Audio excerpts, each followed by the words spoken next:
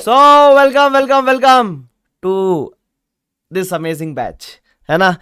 आपका स्वागत है ना। वो आपने देखा एक वो सीरियल था सास भी कहीं बहू थी, उसमें कैसे वो एंटर आइए आइए ऐसा आइए करके करके बुलाते आओ आओ हमारे बैच में। तो एक शानदार बैच में आपका स्वागत है।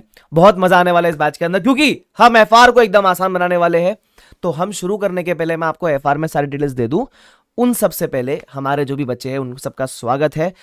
तो मैंने ऐसे चालू करने के पहले बच्चों से पूछा था आप कहाँ से और कौन सा अटेम्प्ट है। तो मोस्टली जहाँ तक मुझे मालूम पड़ा, जैसे वैभव है हरियाणा से, उनका अटेम्प्ट 24 में है। मसूद है भुवनेश्वर से, उसके अलावा ध्रुवी नर्थदारा से, उसके बाद रचना है कुरुक्षेत्र से। ओ भाई साहब, ठीक है, महाभारत ठीक है। प्रियांश है अहमदाबाद से, विशाल है जयपुर से, आस्था है गुड़गांव से,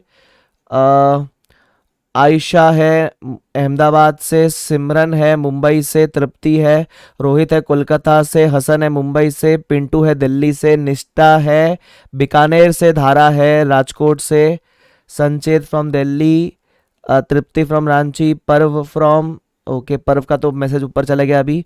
उसके अलावा है ध्रुवी, अच्छा ये अक्षय है कानपुर से, अनंत है इंदौर से, ठीक है। ऋतुजा है मुंबई से, मैं वैसे मुंबई से बता दूं मैं आपको, ठीक है। तो ठीक है, मेरे ख्याल से भाई साहब मैं इतने में से नहीं पढ़ पा रहा, ठीक है। चलो तुम समझ गए ना, भैया लोग भाई पूरे गांव से लोग हैं। चले एनीवेज, तो अच्छा नेहा है राजस्थान से, मुस्कान है लुधियाना से, पूजा है मुंबई से। शानदार शानदार शानदार, आप इतने बढ़िया बढ़िया जगह से हो यार, मजा आने वाला है, ठीक है। चलो तो welcome to this batch. I hope हमारा ऑडियो एंड वीडियो सब कुछ बेहतरीन तरीके से प्रॉपर और शानदार है, ठीक है। चलो अब मैं आपको दे दूं डिटेल्स इसके बारे में, ठीक है। सीए फाइनल का पहला पेपर, पता ना पहला पेपर है एफआर, और शुरुआत अच्छी होनी बहुत जरूरी है, राइट। तो एफआर के बारे में आपको गाइडेंस दूंगा मैं। पहले बता रहा हूं कुछ चीजें जो मैं आगे बढ़ने के पहले बता दूं।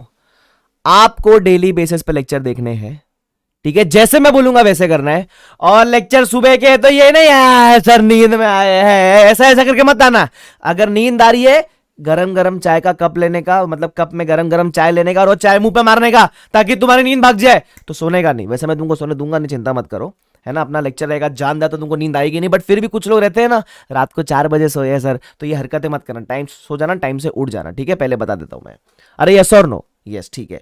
चलो तो अपन, मैं आपको पहले ना शुरू करने के पहले, पहला दिन है ना, तो लेट्स गो स्लो। जैसे होता है ना, अपन जब फर्स्ट टाइम अपने ऐसे गर्लफ्रेंड बॉयफ्रेंड से मिलते, डेट पे जाते, तो पहली बार थोड़ी ना सीधा शुरू हो जाते। पहली बार अपन क्या करते, पहली बार में अपन थोड़ा समझते एक दूसरे को, जानते एक दूसरे को। तो अब एक दूसरे को तो ऑफकोर्स नहीं जानेंगे, लेकिन जो सब्जेक्ट से प्यार करने आए हैं उस सब्जेक्ट के बारे में जानना बड़ा जरूरी है, ठीक है।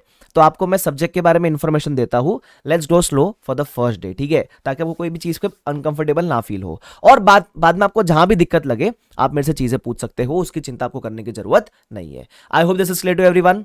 यस, चलो ठीक है, तो लेट्स स्टार्ट। चलो लेट्स स्टार्ट। सबसे पहला सीए फाइनल ग्रुप 1 का, ग्रुप 1 में आता है CA final financial reporting paper 1। अच्छा, इसका नाम फाइनेंशियल रिपोर्टिंग क्यों है, अकाउंट्स क्यों नहीं है ना। वो सब की बातें अपन बाद में करेंगे, लेकिन पहले समझ लेते हैं सब्जेक्ट में अपने को टारगेट कितना करना है, क्या करना है, कैसे करना है, ठीक है। आ जाओ। तो सबसे पहले टारगेट मार्क्स आप सब मुझे चैट बॉक्स में लिख के बताओगे कितने चाहिए एफआर में, कितने। चलो मांगो। आज आज आज तुमको भगवान बोलेगा, ठीक है, ऊपर से भगवान देख रहे हैं, ठीक है। भगवान ने बोला मांगो जितना मांगना है, चलो मांगो। कितना चाहिए एफआर में, what is your target marks. मतलब होता है ना, एक एम्बिशन होता है कि चलो एफआर तो प्रैक्टिकल है, स्कोरिंग होगा, तो कितना टारगेट करना चाहिए, ठीक है। बताओ, आप जो बोलेंगे उतना टारगेट करूंगा, इतना बताओ। अच्छा, रचना ने कहा सीधा 100 शतक, ये पारी सीधा शतक मारेंगे, ठीक है। एम्बिशियस होना ठीक है, लेकिन हाँ 100 कोई लाएगा तो मजा आ जाएगा। वैसे सोहम कहते हैं 100, ठीक है। 90 वृंदा कहते हैं, हसन कहते हैं 85, दृष्टि कहते हैं 90, हर्ष कहते हैं 85, विशाल कहते हैं 99। अच्छा, एक मार्क कहाँ रह गया भाई, ठीक है। तुमर कहते हैं 80, अस्मिता कहते हैं 80 प्लस, ठीक है। Nikhil says 80 plus, Vishal says 80, Pintu says 80 plus, ठीक है। अर्पित सेज 90, अच्छा। Mifta says 75, Masood says 80 plus, Vishal says 99, Karan says 80 plus. Okay, सबको जहां तक मैं देख पा रहा हूँ काफी लोगों ने 85 90 85 90 80 ऐसा सब कह रखा है। मैं बता दूं, मुझे यही आपसे आंसर चाहिए था। अगर आप मुझे बोलते ना सर 60 चाहिए, 65 चाहिए, 40 चाहिए, 45 लाने के लिए आपको मेरी जरूरत नहीं है, ठीक है। और एफआर में अगर 40 ला रहे हो तो फिर सीए फाइनल पहले अटेम्प्ट में ग्रुप 1 को कौन पास कराएगा, पूरे सीए फाइनल को कौन पास कराएगा, रैंक कैसे आएगी तुम्हारी यार। रैंक तो एम्बिशियस हम एम करेंगे ना, राइट। तो उस केस में अगर आपको एफआर में टारगेट करना है, बेर मिनिमम मिनिमम से मिनिमम आपका target should not go below 80, minimum 80, 85, 90। अगर आप ये टारगेट करने वाले हो ना तो आप एकदम सही जगह पे आए हो, ठीक है। आपको पहले बता देता हूं मैं। सर आते हैं क्या इतने, ये तो बोल दिया आपने, आते हैं क्या? अरे क्यों नहीं आते भाई, क्यों नहीं आते? ऐसा कौन सा इसमें रॉकेट साइंस है जो किसी को समझेगा? नहीं आते हैं भाई। 80, 85, 90 ये हमारा टारगेट होना चाहिए बेर मिनिमम, ठीक है। तो है ना, सबसे पहले अच्छा प्रवचन चालू है नहीं बाबा का, तो बुक लेके बैठना और लिखना अपने पहले पेज पे टारगेट कि मैं कितना टारगेट कर रहा हूं या कर रही हूं एफआर के अंदर, ठीक है। ये बात ध्यान रखना। उसके अलावा अच्छा मुझे ये बताओ, अब देखो लेक्चर है इंटरेक्टिव, ठीक है। मैं सवाल पूछूंगा और है ना, आप मुझे पता नहीं आप इतने अच्छे कैसे हो। जनरली है ना स्टूडेंट्स लोग है ना पहले पहले दिन पे रिप्लाई नहीं करते हैं। आप लोग इतने अच्छे हो कि मैं आप मुझे बताने की जरूरत नहीं पड़ रही कि रिप्लाई करना चाहिए। आप लोग इतने अच्छे से एकदम तमीज से रिप्लाई कर रहे हो, तो you are good bunch of students. तो लेट्स मेंटेन दैट, है ना। तो अब मुझे ये बताओ, आप में से किसी की इंटर में रैंक थी क्या? है ना, तो इंटर में किसी की रैंक थी क्या? बताओ, इंटर में रैंक थी? यस है तो वाई करके लिखना, और कौन सी रैंक थी बताना, नहीं है तो नो करके बताना, ठीक है। जल्दी से बताओ, इंटर में कोई है क्या इधर?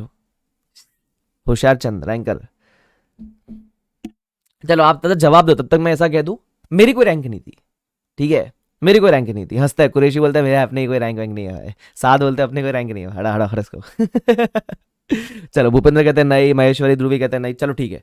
मतलब रैंक नहीं थी ना, मैं जानता हूं ऑलमोस्ट सबकी नहीं होगी, और मेरी भी नहीं थी, ठीक है, मेरी भी नहीं थी। लेकिन मैं आपको एक बात बोलता हूं, आज है ना सबके मन में कहीं ना कहीं जब पहला अटेम्प्ट दे रहा होता है ना, जिसका अटेम्प्ट 1 साल के बाद है, जैसे जो भी आपका अटेम्प्ट है ना, अटेम्प्ट लंबे समय के बाद होगा आपका, 1 साल, 6 महीना, 8 महीना, जितना भी समय आपके पास है।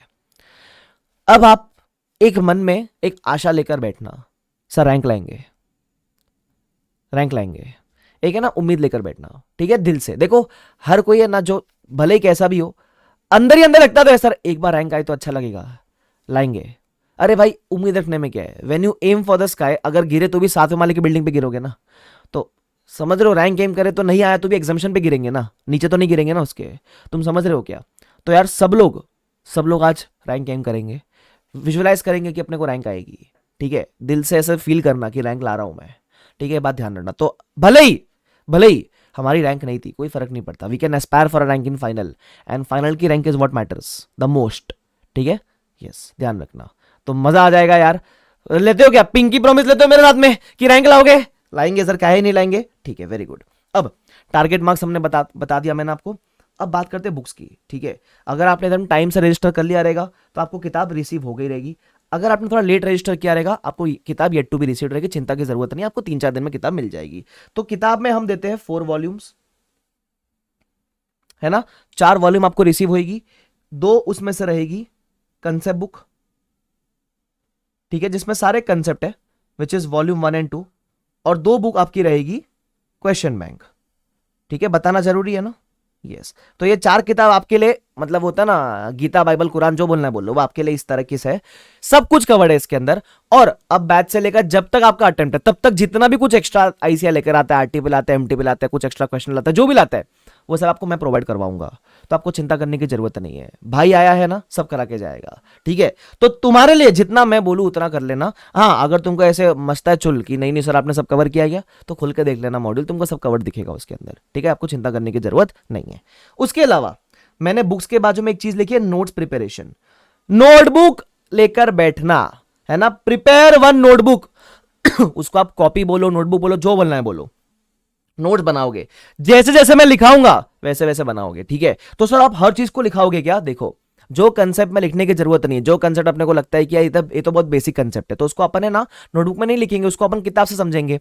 लेकिन जहां लगता है कि बेटर अंडरस्टैंडिंग के लिए किताब में चंद एग्जांपल, वो कंसेप्ट को और सिंप्लीफाई करके अपने को लिखना चाहिए, तो उसको मैं लिखाऊंगा। तो कब लिखना है, क्या लिखना है, कितना लिखना है, सब आपको बताता हुआ चलूंगा। लेकिन उसके लिए आपको एक नोटबुक प्रिपेयर करनी पड़ेगी, ठीक है। तो अगर यहां कोई महारथी है जो बैच में आके बैठ गया बिना नोटबुक के, कल से नोटबुक ले आना, पहले बता रहा हूं, ठीक है। और ये सब लिख के रखना चाहिए नोटबुक के अंदर, ध्यान रखना, ठीक है। यस, कुरैशी बोलते हैं, साथ कहते हैं क्वेश्चन बैंक में ऐसा क्या है, वो तो बड़ी लग रही है। अरे क्वेश्चन बैंक में क्या रहेगा, क्वेश्चन रहेगा ना भाई, तो क्वेश्चन तो रहेंगे ना। फाइनल फाइनल का क्वेश्चन बैंक है, थोड़े बहुत क्वेश्चंस तो रखना फर्ज बनता है ना। हाँ, उसको चाहिए क्वेश्चन बैंक इतनी सी 100 पेज की है, बोलता है क्वेश्चन बैंक में क्या क्वेश्चन है भाई। चले एनीवेज आगे। अब अपना पढ़ने का अप्रोच कैसा रहने वाला है, ठीक है, ध्यान रखना। We will focus towards conceptual understanding. FR है ना, अभी आपके अकाउंट जैसा नहीं रहा। अकाउंट्स में क्या है, सिर्फ question question question question question, लेकिन अकाउंट्स में पता है एक सेक्शन था एएस करके, अकाउंटिंग स्टैंडर्ड्स। तो आपके एफआर में सिर्फ और सिर्फ इंड एएस है, इंडियन अकाउंटिंग स्टैंडर्ड्स। अब ये इंड एएस क्या होता है वो मैं समझाऊंगा आपको, बट एफआर में जो आपके एएस में थे, जो आपके आईपीसी में था ना एएस, वैसे एफआर में सिर्फ और सिर्फ इंड एएस है, सिर्फ इंड एएस, बराबर। तो यहां कंसेप्चुअल अंडरस्टैंडिंग बहुत ज्यादा रिक्वायर्ड है और कंसेप्ट चाहिए, वो मैं समझाऊंगा ना आपको, चिंता क्यों करते हो। तो यहाँ कंसेप्ट है, थियरी नहीं बोलने का, कंसेप्ट बोलने का। कंसेप्ट सुनने में अच्छा लगता है ना, हाँ। तो यहाँ बहुत सारे कंसेप्ट है, तो उसको अपन एकदम बेहतरीन तरीके से अंडरस्टैंड करेंगे, ठीक है, समझना बहुत जरूरी है। फिर समझेंगे, फिर उसके ऊपर अपन क्या सॉल्व करेंगे, उसके ऊपर अपन ढेर सारे क्वेश्चन सॉल्व करेंगे। आपको मैं क्लास में सारे क्वेश्चन करवा दिया करूंगा, ठीक है। तो ध्यान रखना, जितना मैं करवाऊं उतना अच्छा से करके चले जाना, अच्छी तरीके से हम अपन पूरा कवरेज करने वाले उसके अंदर। और उसके अलावा समझ लिया, प्रैक्टिस भी कर ली, अब अल्टीमेटली क्या है, रिटेंशन, जिसके लिए भी आपको मैं हेल्प करूंगा। क्योंकि देखो, समझ गया, प्रैक्टिस कर लिया, लेकिन एग्जाम में याद आना चाहिए ना, तो वो याद भी मैं करा दूंगा आपको। टेक्निक ही ऐसी है कि आपको इतने बार रिवाइज कराऊंगा, इतने क्वेश्चन सॉल्व कराऊंगा कि कंफ्यूज हो जाओगे कि इसको भूले कैसे, तुम चाह कर भी नहीं भूल पाओगे, है ना। चलो एनीवेज आगे बढ़ जाते हैं। उसके अलावा रेगुलर इंटरवल्स पे टेस्ट में लेता रहूंगा। टेस्ट कैसे लूंगा, क्या होगा, कैसे होगा, वो during the course of the batch समझता हुआ चलेगा आपको। बट एवरी वीक, मतलब आप समझ लो एवरी वीक, एवरी 2 वीक्स में टेस्ट होता हुआ रहेगा रेगुलर बेसिस पे, चैप्टर वाइज 2-3 चैप्टर हुए जैसे भी हुए, हम टेस्ट लेते रहेंगे। उसके लिए इवैल्यूएशन हम सेशंस भी रखेंगे, तो आपको चिंता करने की जरूरत नहीं है। कैसे होगा, ड्यूरिंग द कोर्स आपको समझ जाएगा, बट अपन रेगुलर टेस्ट भी लेते हुए रहेंगे, मैं ही लूंगा आपके लिए, आपको और कुछ करने का जरूरत नहीं है। उसके अलावा जैसे मैंने बताया रिटेंशन इज वेरी इंपॉर्टेंट, तो हम रिवीजन सेशंस भी कंडक्ट करेंगे। और उसके अलावा सर अगर डाउट सॉल्विंग हमको करना है, तो डाउट सॉल्विंग के लिए मैंने ना आपके लिए एक स्पेशली टेलीग्राम ग्रुप बनाया है, ठीक है। वैसे तो आप जो लाइव वाले वो लाइव में पूछ लेना, लेकिन आप लाइव वाले को बाद में डाउट आया या रिकॉर्डेड वाले को डाउट आया तो कैसे पूछोगे, तो मैंने एक एक्सक्लूसिव टेलीग्राम ग्रुप बनाया जिसपे सिर्फ आप ही आप हो, जिसपे सिर्फ आप हो, बराबर। ये टेलीग्राम ग्रुप का लिंक आपको मेल में आ गया होगा। अगर आपको मेल में नहीं आया है तो जो गूगल ड्राइव का आपको एक्सेस मिला है उसमें मैं एक वर्ड फाइल क्रिएट कर दूंगा जिसमें टेलीग्राम का लिंक मेंशन होगा। तो प्लीज टेलीग्राम ज्वाइन करके रख लेना प्लीज, ठीक है। अभी जाके मत ज्वाइन करने बैठो, अगर नहीं मिला है तो वो वर्ड फाइल वैसे भी लेक्चर के एंड में क्रिएट करूंगा, तो वर्ड फाइल तभी वहां से आपको मिल जाएगा, या फिर आपको जो मेल आया था ना जहां सीरियल की वगैरह थी उधर आपको टेलीग्राम ग्रुप का लिंक मिला रहेगा, तो वहां से टेलीग्राम ग्रुप जरूर ज्वाइन कर लेना, ठीक है। इस बात का आप ध्यान रखना, ओके। अरे यस और नो, यस, ठीक है सर। डाउट सॉल्विंग टेलीग्राम पे ही होती है कि और बाकी जगह पे? During the course of the batch मैं अपना नंबर भी आपको शेयर कर दूंगा, तो आप मुझे व्हाट्सएप पे भी पूछ सकते हो, टेलीग्राम का आईडी भी शेयर कर दूंगा, पर्सनल टेलीग्राम पे मैसेज कर सकते हो, है ना। रिक्वायर्ड रहा तो कॉल भी कर सकते हो, चिंता आपको करने की जरूरत नहीं है, वो मेरा सपोर्ट आपको मिलता है, उसमें आपको टेंशन लेने की जरूरत नहीं, वो मेरे एंड से आपके लिए फ्री है, ठीक है। चलो, is this clear to everyone यहां तक सबको? Okay perfect. अब मेरी आपसे क्या उम्मीदें हैं, होता है ना रिलेशनशिप में आते, देखो ऐसे समझ लो अभी अपन रिलेशनशिप में आ गए सब लोग, ठीक है। तो रिलेशनशिप में आते तो कुछ आप मेरे से उम्मीद रखोगे जो मैं फुलफिल करूंगा, कुछ मैं भी आपसे उम्मीद रखूंगा ना, है ना। तो सबसे पहला एक बात ध्यान रखना, आधे लोग को है ना पढ़ने का मोटिवेशन नहीं आता है, सुबह उठने का मोटिवेशन नहीं आता है, सर सीए करने का मोटिवेशन नहीं आता है। तो एक बात ध्यान रखना, आपका है ना जब जिंदगी में वाई क्लियर होता है, वाई कि मैं कोई चीज क्यों कर रहा हूं, वाई, तो आपके लिए चीजें आसान हो जाती है, ठीक है। ये सब चीजें इंपॉर्टेंट है जो मैं बता रहा हूं। आप बोलोगे ऐसा क्या टाइम पास करो, चालू करो, ध्यान रखना ये सब इंपॉर्टेंट है, क्योंकि डिस्क्लेमर देना, पहले थोड़ा बिल्डअप देना बहुत जरूरी है, ठीक है, ध्यान रखना। तो ये सब बहुत जरूरी है, प्लीज सुन के ले लो। आपका जब जिंदगी में वाई क्लियर होता है ना, वाई कि आप कोई चीज क्यों कर रहे हो, तब जाके काम बनता है अपना, ठीक है। तो वाई क्लियर होना बहुत जरूरी है आज के समय में। जैसे फॉर एग्जाम्पल मेरे को सीए क्यों करना था, तो मेरी आर्थिक स्थिति, माई financial condition was not that good, मुझे मेरे पेरेंट्स को प्राउड फील करवाना था, अपने को समाज में चाहिए थी इज्जत, है ना। सीए बनने के बाद आएगा थोड़ा सा पैसा तो अच्छा भी लगेगा, ऐसा। तो और है ना वो रीजन बहुत स्ट्रांग होने चाहिए आपके लिए कि आप सीए क्यों कर रहे हो। तो अब है ना आप सब लोग मुझे बताओगे कि व्हाट इज योर वाई, कि आपको सीए क्यों करना है, बताओ, ये बताओ कि है ना। जैसे है ना फॉर एग्जांपल आपको उठने में ना ये नहीं लगना चाहिए मैं सीए किसके लिए कर रहा हूं, भाई खुद के लिए कर रहे हैं, अपना जो वाई है ना उसको फुलफिल करने के लिए कर रहे हैं, बराबर। तो है ना आप सब लोग अपना वाई विजुअलाइज करोगे, पहले 1 मिनट लेकर चैट बॉक्स में मुझे बताओगे आपका वाई क्या है ना। It can be as simple as just earning money, it can be as simple as just making your parents proud, it can be as difficult as supporting your full family with your income. तुम समझ रहे हो क्या? तो जो भी हो, वो आधे लोग का तो रोकड़ा होता है, लेकिन वो फिर तुम्हारी नीड होनी चाहिए, शुड बी अ नीड। जितना स्ट्रांग होगा ना ये वाई, उतना आपको मेहनत करने में आसानी होगी। जैसे मेरे केस में मेरे वाई बहुत स्ट्रांग थे, ठीक है। मैं मतलब मुझे आपको बोलोगे ना कि 6 महीना अटेम्प्ट लेट हो जाएगा तेरा, तो मैं डर जाऊंगा फिर, क्योंकि मेरे लिए 6 महीना लेट से बनना बहुत मुश्किल था फिर उस केस में। तुम समझ रहे हो, तो अपना वाई बड़ा क्लियर होना चाहिए। तो आपका वाई क्या है मुझे आप बताओगे, और उसको आप अपने किताब के पहले पन्ने पे लिखोगे, जो भी किताब आपके पास है उसके पहले पन्ने पर। मैं तो बोलता हूँ, मैंने पता है क्या कहता मेरा वाई, मैंने हर सब्जेक्ट किताब के ऊपर लिख के रखा था, ताकि जब मेरा पढ़ने का मन ना करे, देखो ना याद है यार ये करना है। तुम समझ, जैसे कृष्णा ने कहा है गुड पैकेज, वर्षा ने कहा है मनी, है ना।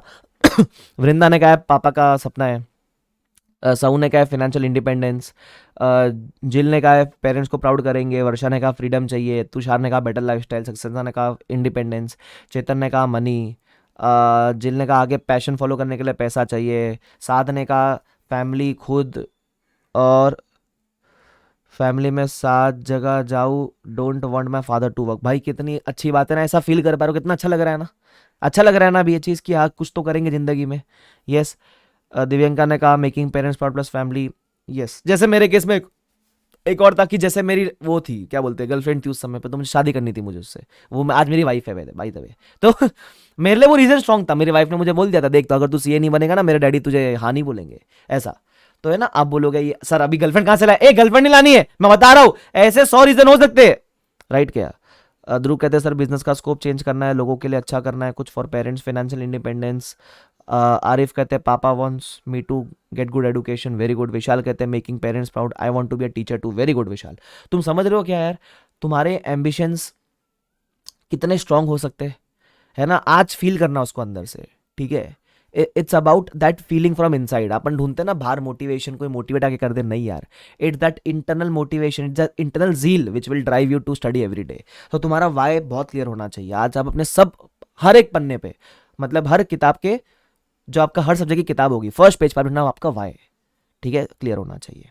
तो आई गेस आपको ये चीज़ फील होती है, वो रोज फील करना, ठीक है। उसके अलावा सेकंड पॉइंट ये डिस्कस कर लिया, सेकंड, भरोसा रखना मेरे ऊपर। जब मैं कुछ बोलूँ ना कि इतना कर लो, ये कर लो, रिवीजन कर लो, तो मेरी बात मानना। देखो रिलेशनशिप में क्या होता है, जैसे मैं रिलेशनशिप के बड़े एग्जांपल देता हूँ, तो समझ के लेना वो चीज़। तो रिलेशनशिप में क्या होता है, ट्रस्ट नहीं हो, प्यार कितना भी हो, लेकिन भरोसा नहीं होता तो काम नहीं चलता है। तो आपको भरोसा करना पड़ेगा मेरे ऊपर। अब देखो, चुनने के पहले सोचना था कि आकाश कंदोई सही है कि नहीं, अब चुन लिया ना, अब मैं ही हूं तुम्हारे लिए जो भी हूं।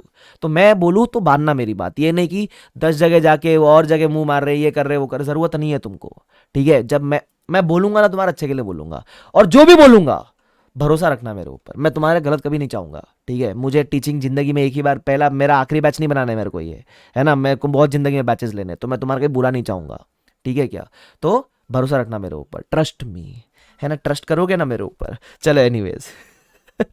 ध्रुव कहता गर्लफ्रेंड वाला रह गया था फैक्टर, थैंक्स फॉर रिमाइंडिंग। ए क्या रे, चलो एनीवेज, चलो ठीक है। तो भरोसा रखना मेरे ऊपर, ओके, ट्रस्ट मी। उसके अलावा दिस इज एफआर। सर ये क्या रेसेंस बनने का मतलब पड़ा आपका, मतलब भाई एफआर है तो राइट एंड प्रैक्टिस करना। ये तुम्हारा थियरी नहीं है जो तुम देख कर करके याद कर रहे हो, उसको लिख कर प्रैक्टिस चाहिए इसकी। कहाँ कहाँ लिखना है, क्या क्या लिखना है, वो सब बताऊंगा मैं, लेकिन जब क्वेश्चंस प्रैक्टिस करोगे तो लिख कर प्रैक्टिस करना, है ना। उसके अलावा मैं तो कहता हूँ थियरी सब्जेक्ट भी जो होता है ना, ऑडिट वगैरह, उसको भी लिख कर प्रैक्टिस करना चाहिए। बट उसकी बात कोई और फैकल्टीज जैसे शुभम केसवानी सर ऑडिट में, वो बता देंगे आपको ऑडिट कैसे करना है। बट जब मैं एफआर की बात करूं, तो एफआर में आपको लिख कर प्रैक्टिस करना बहुत जरूरी है, इस बात का आपको खासा ध्यान रखना है, ठीक है। Please remember this part. उसके अलावा सेल्फ स्टडी डेली करना, जितना मैं पढ़ाऊँ। आज देखो, जैसे आज तो फर्स्ट डे, तो आज तो इतना हेवी कंटेंट रहेगा नहीं आपके पास, तो आज का कंटेंट तो 5 मिनट में रिवाइज हो जाएगा, लेकिन बाकी जो भी मैं पढ़ाऊँ रिवाइज करके डेली बेसिस पे आना है। मैं आपसे ज्यादा नहीं मांग रहा हूँ, 3 घंटे का लेक्चर होगा ना अपना, 7 से जो भी 10 तक जो भी लेक्चर होगा, हार्डली 20 से 30 मिनट्स मेरे को आपके चाहिए रिवीजन के लिए। घर से खुद रिवाइज करके आओगे, आज पढ़ाया आज के आज उसको रिवाइज करना, लेक्चर के बाद करो, रात में सोने के पहले करो, कल उठने के बाद करो, कभी भी करो, मुझे नहीं पता, मुझे रिवीजन चाहिए। अगर आपने रिवाइज नहीं किया, मैं अगले दिन क्लास में एंट्री दूंगा ही नहीं। आप बोलोगे सर तो ऑनलाइन बैच है, आप कैसे एंट्री नहीं दोगे, ब्लॉक कर दूंगा। ब्लॉक तो वो करा करती थी, है ना, तो मैं भी तुमको ब्लॉक कर दूंगा। अगर रिवाइज करके नहीं आए हो, मैं सीधा ब्लॉक कर दूंगा, ठीक है। तुम अगले दिन आ ही नहीं पाओगे। सर ऐसे ब्लॉक कर दोगे क्या, अरे ब्लॉक नहीं करूंगा, बट जो भी है तुम रिवाइज करे बिना मत आना प्लीज। अगर रिवाइज नहीं किया तो आना ही मत, आना ही मत, चले जाना। तो रिवाइज डेली बेसिस पे करके आना है। मैं रोज आके सबसे पहला सवाल यही पूछूंगा कि रिवाइज किया, और जिन्होंने किया वो एकदम बढ़िया बढ़िया यस करेंगे और तुम गिल्ट में फिर मरते बैठना। तो पहले बता रहा हूं, चुपचाप रिवाइज करके आना ताकि तुमको भी वो फील आई यस करने की, ठीक है। तो हंसो मत नहीं यार, ठीक है। चले एनीवेज, तो रिवाइज जरूर करके आना प्लीज डेली बेसिस पे, ओके। उसके अलावा कीप अ पॉजिटिव माइंडसेट, है ना। ज्यादा रोने धोने वाला माइंडसेट मेरे को चाहिए नहीं कि ये नहीं हो रहा, वो नहीं हो रहा, ऐसा नहीं हो रहा, वैसा नहीं हो रहा। Keep a positive mindset that FR is easy. आपको आपके शायद सीनियर ने बताया रहेगा एफआर बल्कि है, एफआर ऐसा है, एफआर तो बहुत लंबे घंटा चलता है, एफआर तो 6-6 महीना चलता है। कुछ नहीं चलता है 6 महीना भाई, ठीक है, पहले बता रहा हूँ। एफआर टाइम से कंप्लीट भी हो जाएगा आपका। Just keep a positive mindset. कोई प्री नोशन मत लेकर आना मेरे पास में कि एफआर तो डिफिकल्ट लग रहा है, एफआर तो थियोरी वाला है, एफआर तो ऐसा कुछ नहीं है। एफआर सिंपल है, एफआर स्कोरिंग है। हमारा टारगेट है मिनिमम 80, 85, 90 हम लाएंगे, खत्म कहानी। कीप अ पॉजिटिव माइंडसेट, है ना। तो आप जब पॉजिटिव सोचोगे, जो सोचते हो वो हो जाता है। तो पॉजिटिव सोचना, तो पॉजिटिव होगा आपके साथ, ठीक है, ध्यान रखना। चलो चलो एनीवेज आगे बढ़ जाते हैं। फिर आता है हार्डवर्क। जैसे मैंने कहा डेली रिवाइज करना, क्लास में डेली आ जाना, तो उसके लिए मेहनत लगती है, ठीक है। सुबह उठने में लगती है मेहनत, तुमको भी लगती है, मुझे भी लगती है। मैं I am not a morning person, उठ के आ रहा हूं ना, मेहनत लगती है ना। तो तुमको मेहनत करनी पड़ेगी। तो मेहनत हर तरीके से करना, कभी मेहनत से कतराना मत, ठीक है। Hard work is important. Same applies with discipline. Daily base पे मतलब लेक्चर देखने हैं यार तुमको। एक दिन लेक्चर देख के होशियारी मत मानना कि आज तो अरे हाँ हाँ मिरेकल मिरेकल मिरेकल चिल्ला के बोलेंगे, अरे आज तो लेक्चर बैठ लिया सुबह सुबह। ऐसा एक दिन करने से नहीं होगा। ये मिरेकल तब होगा जब आप डेली बेसिस पे डिसिप्लिन से रोज तमीज से 7 बजे आके बैठोगे। अगर आप रिकॉर्डेड देख रहे हो तो रोज रिकॉर्डिंग टाइम से चलाओगे। ऐसा नहीं कि एक दिन देखा फिर बोले अरे हाँ हाँ मिरेकल, फिर बोले 10 दिन पढ़ ही नहीं रहे। वैसा नहीं होना चाहिए भाई साहब। तो मैंने हार्डवर्क और डिसिप्लिन से क्या होगा, आपका डेली लेक्चर अटेंड करोगे और डेली रिवाइज करोगे, जो मैंने आपको ऑलरेडी ऊपर बता दिया, ठीक है, ध्यान रखना। उसके अलावा कंसिस्टेंसी चाहिए। जैसे मैंने बताया हार्डवर्क डिसिप्लिन एक दिन मत लगाना, डेली बेस पे आपके सीए बनने तक रोज लगाना है आपको, क्योंकि इससे आपकी लाइफ सुधरने वाली, किसी और की लाइफ सुधरने वाली नहीं है। Hard work discipline daily attendance consistency, ये सब कंसिस्टेंटली करना आप, ठीक है, बस। उसके अलावा टेंशन लेना मत, ठीक है। टेंशन लेने का नहीं, टेंशन देने का, और मुझे देना भी मत, ठीक है। तो टेंशन लेने की जरूरत आपको नहीं है। भाई है ना, भाई तुम्हारा भाई हूं मैं, ठीक है। छोटा भाई बड़ा भाई जो बोलना है बोल लो। भाई आया है, सब करा के जाएगा। सलमान भाई की बात नहीं कर रहे, सलमान भाई नहीं है इधर। तो भाई आया है, सब करा के जाएगा ना, तो मैं सब करा दूंगा आपको, ठीक है। भरोसा है भाई पे, तुमको भाई पे भरोसा है, मुझे भगवान पे भरोसा है, ठीक है, सब हो जाएगा। चलो एनीवेज, तो ये सब बातें प्लीज ध्यान रखना, वाई क्लियर रखना, ठीक है, ध्यान रखना। ये क्लियर होगा ना, ऑटोमेटिकली ये सारी चीजें सही हो जाएगी। अब मुझे बताओ, क्या आपको मेरी बातें यहां तक समझ आ रही है क्या? जल्दी से बताओ, यस और नो, फटाफट से, और है ना। टाइप करने में पूरा मेहनत मत करो। वाई लिखोगे तो भी चलेगा, वाई का मतलब यस, एन का मतलब नो, है ना, YES नो। चलो, तो तुमको यहां तक समझ आया मैंने क्या बोला, यस और नो। यस नया कहती है यस, AK ब्रो, परफेक्ट, पक्का समझ आएगा तुमको। और अरे भाई टेंशन मत लो, ठीक है। पहले 1-2 दिन आपको लगेगा मेरी टीचिंग से यूज्ड होने में, होता है ना आइस ब्रेकिंग, तो आइस ब्रेकिंग हो जाएगी 1-2 दिन में, फिर आप ज्यादा ही कंफर्टेबल हो जाओगे मेरे से। फिर तो बैच में जो मजा आएगा, मैं सच्ची बोल रहा हूँ, तुमको बैच में जो मजा आएगा ना, तुम तरसोगे सुबह 7 बजने के लिए, इतना तुमको मजा कराऊंगा मैं। और साथ में पढ़ाई भी कराऊंगा अच्छे तरीके से। परफेक्ट है महक, भूपेंद्र, ध्रुवी, गंगा, सही है पिंटू, सही है दिव्या, सही है निशिका, सही है अभिषेक। देखो एक लेटर लिखने में आसान लगता है ना, यस वैसे लिखेंगे। चलो बहुत ही बढ़िया, शानदार, जानदार, मजेदार हो गया, ठीक है। चलो अब काफी बातें कर ली हमने, किसके बारे में, कैसे करना है, क्या करना है, हमको क्या एक्सपेक्टेड है आपसे, मुझे, ठीक है, ये सब चीजों की बात कर ली। अब बात करते हैं इस सब्जेक्ट की, फाइनेंशियल रिपोर्टिंग, है ना, ध्यान रखना। अब इसका नाम अकाउंट्स नहीं है। आप देखना 11th-12th में अपन बुक कीपिंग पढ़ते थे, है ना, फिर CPT IPCC में अपन अकाउंट्स पढ़ते, अकाउंट्स नाम से ज्यादा फेमस था ना, है ना, अकाउंट्स, अकाउंटिंग, एडवांस अकाउंट्स, वैसा। अब फाइनल में आके इसका नाम हो गया फाइनेंशियल रिपोर्टिंग। तो अब ये नाम अकाउंटिंग से रिपोर्टिंग कैसे हो गया?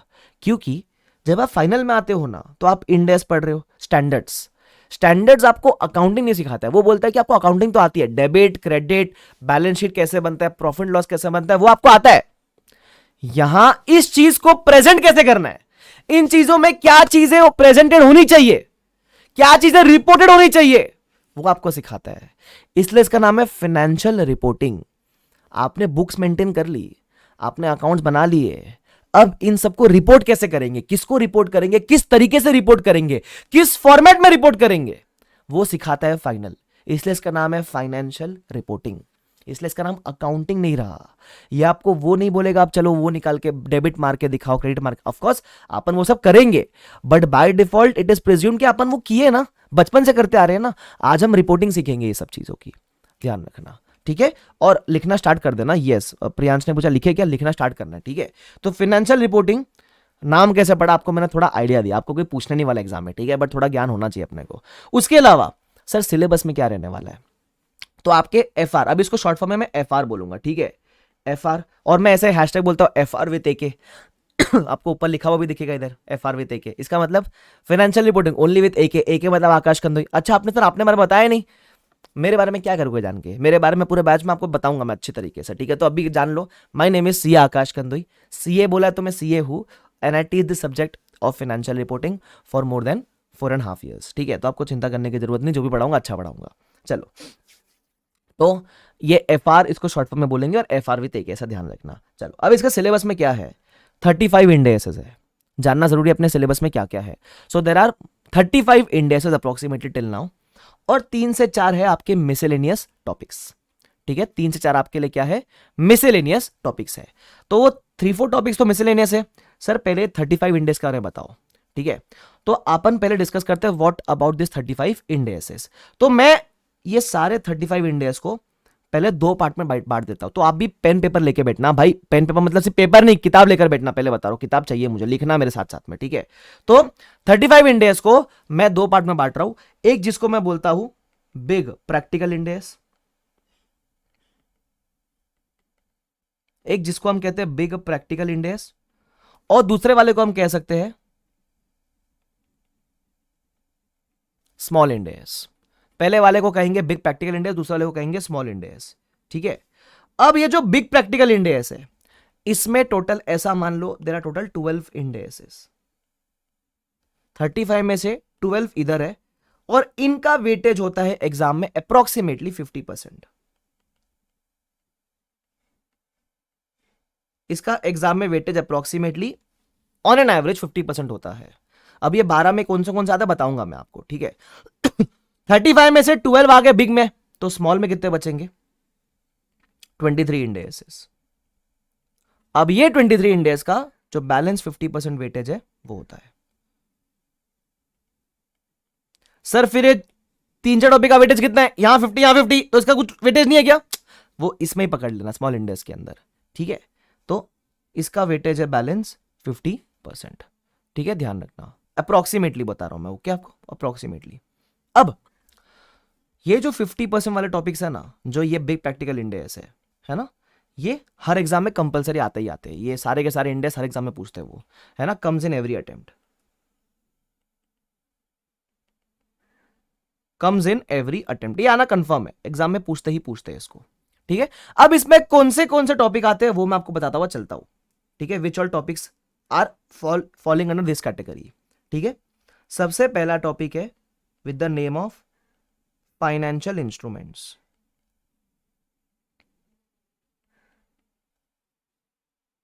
First topic is in the name of financial instruments. इस टॉपिक में total 3 Ind ASes are covered, that is Ind AS 32, Ind AS 107 and Ind AS 109, ये 3 इंडेस कवर्ड है। अच्छा एक और चीज, काफी लोग बोलेंगे सर हमको तो चैप्टर के नाम और इंडेस का नंबर आते ही नहीं। अरे तुमको किसी ने सिखाया गया, तुमको सिर्फ लिखने बोल रहा हूं मैं, you are not expected to know this prior. और आपको भी रट्टा नहीं मारना है कि फाइनेंशियल इंस्ट्रूमेंट 32 ऐसा रट्टा मत मारना बैठ के, मैंने रट्टा मारने बोला नहीं। जब ये टॉपिक वगैरह पढ़ने जाओगे ना, मेरी गारंटी है जब जैसे बैच प्रोग्रेस होगा, जितने भी टॉपिक्स हम पढ़ेंगे आपको सबके नाम नंबर अलोंग विद कंटेंट सब याद रहेगा। तो आपको भी रट्टा मारने की जरूरत नहीं है, ठीक है। जब इसे लिखा रहा हो तो लिख के ले लो, डोंट फील अनकंफर्टेबल कि सर मेरे को तो आता ही नहीं। अरे किसी को नहीं आता है, सिर्फ लिख रहे हैं हम अभी, ठीक है, चिंता मत करना, ओके। तो first topic is financial instruments, जिसमें 3 इंडेस कवर्ड रहेंगे, इंडेस 32, इंडेस 107 और इंडेस 109, ठीक है। चलो उसके बाद आता है सेकंड टॉपिक, जिसको हम प्यार से बोलते हैं बिजनेस कॉम्बिनेशन। इसको शॉर्ट फॉर्म में आप बीसी भी बोल सकते हो, बीसी, बिजनेस कॉम्बिनेशन। एक काम, तुम बीसी मत लिखो, तुम खीकी कुकू करोगे, फिर तुम बिजनेस कॉम्बिनेशन लिखो, नहीं बीसी मत लिखो तुम, ठीक है, तुम फालतू चैट बॉक्स में शुरू हो जाओगे। तो बीसी क्या है, ये होता है ना बच्चे लोग स्कूल में जब पढ़ते हैं नया टॉपिक तक है, कुछ भी मतलब निकालते हो, तुम बिजनेस कॉम्बिनेशन लिखो, ठीक है, बिजनेस कॉम्बिनेशन। इसके अंदर कवर्ड है एक इंडेस, दैट इज इंडेस, हंसो मत तुम लोग, ठीक है, इंडेस 103 कवर्ड है इसके अंदर, ठीक है। उसके बाद the third topic is consolidated, consolidated financial statements, consolidated financial statements, जिसको आप प्यार से बोलते हैं सीएफएस, सीएफएस बराबर, जिसको अपन प्यार से क्या बोलते हैं, सीएफएस। सर बीसीबी ठीक ही है, तुम जो बोलो लिखो चुपचाप, बीसीबी ठीक ही है, आए बड़े। सीएफएस के अंदर total there will be how many Ind AS, देख लो इंडेस, सीएफएस की बात करो 27 आता है, उसके अंदर 110 आता है, 111 आता है, 27 आता है, सॉरी 27 तो अपन लिख चुके हैं, सॉरी 111 आता है, 112 आता है और 28 आता है। मतलब एक टॉपिक में कितने Ind AS covered, 1 2 3 4 5 Ind ASes covered. Sir ये तो बहुत इंपॉर्टेंट वाला टॉपिक होगा। अरे don't come to any conclusion, it is very simple, everything is very simple, just keep on writing. तो सीएफएस में टोटल 5 इंडेक्स कवर्ड होते हैं। इसका मतलब जब मैं कहता हूं ना देयर आर 12 इंडेक्सेस, तो 12 इंडेक्स का मतलब 12 चैप्टर्स नहीं है। क्यों? क्योंकि देखो फर्स्ट चैप्टर में 3 topic already, 3 index already covered हो गए, थर्ड वाले में 5 इंडेक्स कवर्ड हो गए, ऐसा ध्यान रखना। तो 12 index doesn't mean 12 topics, it means किसी टॉपिक में मल्टीपल इंडेक्स भी हो सकते हैं, ध्यान रखना, ठीक है। चलो, तो फाइनेंशियल इंस्ट्रूमेंट्स लिखा, बिजनेस कॉम्बिनेशन लिखा, सीएफएस लिखा, है ना। उसके बाद fourth topic is share based payment, share based payment. पता है आपके बचपन में होता था ईसॉप, अरे बचपन में देखा था, लॉलीपॉप खाता था, छोटी चड्डी पहनता था, बड़ी शरारत करता था, वो ईसॉप जो एग्जाम में आता था तो हम खुश होते थे कि अरे ये तो इजी है, यही तो करके गए हैं, यही तो पूछना चाहिए था, वैसा। तो उस ईसॉप का यहां नाम है शेयर बेस्ड पेमेंट, ठीक है। इसके ऊपर एक इंडेक्स है, इसको प्यार से बोलते हैं इंडेक्स 102, इसको बोलते हैं प्यार से इंडेक्स 102, ठीक है। उसके बाद है अगला topic, that is index 115, it is based on revenue. जब कोई भी कंपनी रेवेन्यू कमाती है तो वो कैसे उसको बुक करेगी। और the next point is index 116, that is लीजेस, जो आपके एएस में एएस 19 था, ठीक है, उसमें इंडेक्स में इंडेक्स 116 है। अच्छा मैं आपको बता दूं, मैं कभी कभी ऐसे आईपीसीसी के टॉपिक्स का आपके रेफरेंस दूंगा, बट जब मैं पढ़ाऊंगा ना, मैं आपसे 1% की भी कोई उम्मीद नहीं रखता कि आपको कुछ याद होगा। जब मैं पढ़ाऊंगा तो I will teach assuming that you don't even know FR का एफ, और आपको आईपीसीसी से कुछ नहीं आता है, कुछ नहीं आपने पढ़ा, आईपीसी सीपीटी वगैरह कुछ नहीं पढ़ा है, ठीक है। मैं आपको वैसे समझ के पढ़ाऊंगा, तो आपको चिंता करने की जरूरत नहीं है। बट मैं कभी रेफरेंस दूं, जिसको याद रहेगा उसके लिए अच्छा हो जाएगा, जिसको नहीं रहेगा कोई बात नहीं, थोड़ा नया सीख लेंगे। हाँ, तो अब देखो टोटल कितने इंडेक्स बताए थे मैंने, 12 इंडेक्सेस। 12 इंडेक्स खत्म हो गए कैसे, पहले टॉपिक में 3 थे, तो 1 2 3 4 5 6 7 8 9 10 11 12 हो गए 12। इसका मतलब 12 इंडेक्स में कितने टॉपिक है, 6 टॉपिक। ये 6 टॉपिक हर एग्जाम में आते हैं, हर बार पूछते ही पूछते, ऑलमोस्ट ऑल द केसेस में। कभी कभी होता है कि एक आध टॉपिक शायद ना पूछे या ऐसा कुछ ना पूछे, बट मैक्सिमम केस में everything is tested in exam, है ना, ये तो आता ही है। तो सर सिर्फ इतना कर ले, हाँ अपना टारगेट 50% मार्क्स है क्या, do we need to achieve only 50-55 marks, नहीं ना, हमको तो कितना 80-90 चाहिए ना, तो करना सब होता है, लेकिन एक मालूम होना चाहिए ना कि कहाँ से कितना मार्क्स का पूछता है, कहाँ से पक्का पक्का आता है, ऐसा। तो आप ये सब निकाल के मत बैठना कि सर फिर करते ही नहीं, ऐसा नहीं, ठीक है, करना अपने को सब है, सिर्फ बता के रख रहा हूं आपको मैं, ठीक है। यस,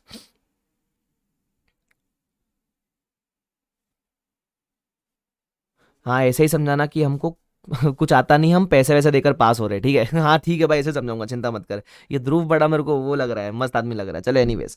हाँ, तो ये था बिग इंडेक्स के बारे में। लिखा आपने सबने, लिखा गया यस और नो, ये वाई करके लिखो, लिख के होगा तो लिखो वाई करके, लिखा, परफेक्ट। चलो अब आता है स्मॉल इंडेक्स। स्मॉल इंडेक्स में कितने हैं, 23 इंडेक्स। अब एक एक का नामकरण नहीं करते बैठेंगे, वो जब आएगा तब पढ़ लेंगे। सिर्फ इतना बताना था इसका वेटेज कितना है, बैलेंस 50% है, ठीक है। नामकरण करते बैठना मत अभी उसका, वो ठीक है, उसमें बैलेंस 23 इंडेक्सेस है, वो है एज एज हमें नाम आएंगे तो अपन पढ़ लेंगे क्या आता है। उसके लिए मैंने क्या बताया, 3 to 4 there are some miscellaneous topics ना, है ना, there are some miscellaneous topics. तो उसके से नाम लिख के रखो, आपको समझेगा नहीं वो क्या क्या है, बट सिर्फ लिख के रखो, सिर्फ लिख के रखो, ठीक है। सबसे पहला मिसलेनियस टॉपिक्स। अब उसका भी पूरा नामकरण करने का जरूरत नहीं है, बट जो बेसिक बेसिक बता देता हूं। उसमें पहला आता है analysis of financial statements. What is the meaning of analysis of financial statements? FS मतलब फाइनेंशियल स्टेटमेंट्स, ठीक है, तो चाहिए तो फुल फॉर्म लिख सकते हो आप। एफएस मतलब फाइनेंशियल स्टेटमेंट्स, और एक है कंसेप्चुअल फ्रेमवर्क। एक्चुअली ये दो टॉपिक ऐसे हैं जो आपको तब करने होते जब आपका पूरा एफआर पढ़ के होगा हो, क्योंकि इसके अंदर पूरे एफआर का नॉलेज चाहिए, राइट। तो ये तब करना है जब आपका पूरा एफआर एक बार पढ़ के हो जाता है। तो है ना, दो टॉपिक है। उसके अलावा there will be few theory topics, है ना, 2 से 3 there will be theory topics, है ना। वो कौन से रहेंगे, क्या रहेंगे, या जब करेंगे अपन देख लेंगे। उसके अलावा शायद ऐसा भी पॉसिबल है कुछ 3-4 इंडेक्स के लिए, for 3-4 indexes we might need to study difference between AS and Ind AS। सब इंडेक्स के लिए नहीं करना, ये कुछ 3 to 4 इंडेक्स के लिए। वो कौन से होंगे जब वो इंडेक्स आएंगे तब बता दूंगा, बट लिख के रखना जरूरी है इनिशियली। तो कुछ मिसलेनियस टॉपिक्स जो अपने को अलग से पढ़ने हैं वो है एनालिसिस ऑफ एफएस और फ्रेमवर्क, 2-3 थियरी टॉपिक होंगे, और 3 to 4 ऐसे इंडेक्सेस जिसके बारे में अपने को पढ़ना है difference between as and index. वो कौन से हैं जब आएंगे तब मैं आपको बता दिया करूंगा, आपको चिंता करने की जरूरत नहीं है। और सर ये वाला थियरी में क्या रहेगा? अरे वो एक्चुअली इसमें पता है क्या रहेगा थियरी वाले में, वो technology in accounting, emerging trends in accounting, वो सब टाइम पास रहने वाला है उसके अंदर, ठीक है। तो आपको चिंता करने की जरूरत नहीं है, वो बहुत बहुत बेसिक बेसिक चीज रहेगी। एथिक्स विद अकाउंटिंग, अकाउंटिंग में एथिक्स क्यों होना चाहिए, वैसा वो सब रहेगा। तो वो 2-3 थियरी टॉपिक रहेंगे आपके लिए। तो ये रहते हैं मिसलेनियस टॉपिक्स, कुछ लिख के रखो छोटे से, बस और कुछ नहीं। ये सब लास्ट में करना होता है अपने को, पहले नहीं करना है, ठीक है। लास्ट में मतलब जब अपना एफआर पढ़ के हो जाएगा तब। क्या सब लोग सिलेबस से रूबरू हुए? रूबरू in the sense, are you comfortable with a basic background of the syllabus, कि अपने को बेसिकली पढ़ना सब इंडेस ही है और कोई टॉपिक है ही नहीं इसके अंदर, सब कुछ इंडेस से लिंक्ड है। कोई टॉपिक का नाम भी है तो भी वो इंडेस ही अल्टीमेटली। तो इंडेस पढ़ना है, और लास्ट में जब सारे इंडेस पढ़ लेंगे तो इसके इंटरलिंकेज से अपने को 3-4 टॉपिक पढ़ने मिसलेनियस वाले, दैट्स इट, और कुछ नहीं है। यस सर न्यू सिलेबस में भी सेम रहेगा क्या? भाई न्यू सिलेबस ही है तो एफआर में कुछ ज़्यादा चेंज नहीं है, तो this is the new syllabus only जो आपको बता रहा हूँ मैं आपको पुराना वाला कुछ नहीं पढ़ा रहा हूँ, everything is new. Is this clear to everyone? Yes. चलो, इज दिस क्लियर क्या? अरे यस और नो? यस, परफेक्ट, बहुत ही शानदार, जानदार, मजेदार। अच्छा, one more thing, when I am saying ना that you need to write, तो लिखना। कोई भी अगर शाना बना कि मैं तो नहीं लिखूंगा सर, तो ये बोर्ड नोट डालेंगे ना तो मैं जेरोक्स ले लूंगा, I will not maintain notes, exam में का जेरोक्स चिपका क्या हो गया क्या? लिखने का आदत डालो। You will have to maintain your own copy, वरना मैं नोट्स डालने छोड़ दूंगा। मैं वैसे गूगल ड्राइव पे नोट्स अपलोड करूंगा, लेकिन that notes only should be for reference purpose, कि चलो मेरे क्लास में कुछ मिस आउट हो गया था तो मैं घर पे बैठ के कॉपी कर लूंगा। मैं पहले बता रहा हूं, कोई शान पट्टी मत करना, समय है, प्लीज लिखो। अभी तुम्हारे पास समय है, होगा, अभी लिख सकते हो। अगर समय का कंस्ट्रेंट है तो समझ में आता है, अभी कोई समय का कंस्ट्रेंट नहीं है तुम्हारे पास, you have the time, please write on your own, ध्यान रखना प्लीज, पहले बता रहा हूं, ओके। कोई शायरा नहीं बनेगा, स्क्रीनशॉट ले लेंगे, गैलरी में सेव करेंगे। गैलरी में आज तक तुमको कुछ मिला है क्या जिंदगी में? हाँ, तुम्हारे फालतू चीजों के अलावा। तो प्लीज वो टाइम पास मत करना, लिखना बैठ के। लिखो, लिख के हो गया ये सब? लिखा ना ये? ओके कूल, चलो आगे बढ़ सकते हैं। अब अपन ने सिलेबस वगैरह समझ लिया, अब अपन थोड़ा चालू करते इंडेक्स के बारे में पढ़ना, है ना। बहुत ज्ञान दे दिया सर आपने, बहुत सिलेबस बता दिया, अब पढ़ाओ इंडेक्स के बारे में। लिखना, ठीक है, पहले बता रहा हूं, लिखना, हाँ ध्यान रखना। चलो, किसने लिखा है whether our video is showing? नहीं, मुझे आप नहीं दिख रहे भाई, और नहीं दिखोगे बेटर ही है ठीक है, चलो, नहीं मुझे आप नहीं दिख रहे, मुझे आपके से चैट दिखते हैं, ठीक है। चलो आगे बढ़ते हैं। दूसरों के मैसेज हमको शो नहीं होते क्या? कल से आपको सबके मैसेज दिखने शुरू हो जाएंगे, ठीक है, डोंट वरी। नहीं, चलो तो लिखते हैं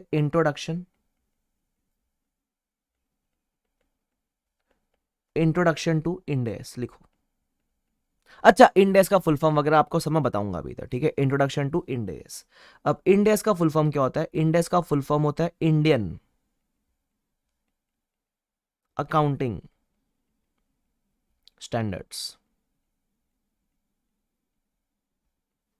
इंडेक्स का फुल फॉर्म है इंडियन अकाउंटिंग स्टैंडर्ड्स, ठीक है। सर बाल सेट कर लो, आपके स्क्रीनशॉट ग्रुप पे आ रहे हैं, हाँ क्या? अरे वो अभी सेट नहीं हो रही है, मैं शैम्पू किया था तो बाल बैठ जाते हैं। क्या टाइम पास कर रहे हो तुम लोग, ध्यान दो इधर। हाँ, इंट्रोडक्शन टू इंडेस। इंडेस का फुल फॉर्म है इंडियन अकाउंटिंग स्टैंडर्ड्स, ठीक है, इंडियन अकाउंटिंग स्टैंडर्ड्स। अब ये इंडेस कहाँ आए, कैसे आए, वो सब अपने को थोड़ा बहुत बेसिक जानना जरूरी होता है, ठीक है, काम आएगा अपने को, क्योंकि जो चीज पढ़ रहे वो कहाँ से इजाद हुई, कैसे इजाद हुई, अपने को थोड़ा मालूम होना चाहिए। अब सुन लो, ये जो इंडेस है ना, इंडेस, इंडेस आए है फ्रॉम IFRS। अब इसकी जरूरत क्यों पड़ी समझने का ट्राई करना, इसकी जरूरत क्यों पड़ी समझने का ट्राई करना।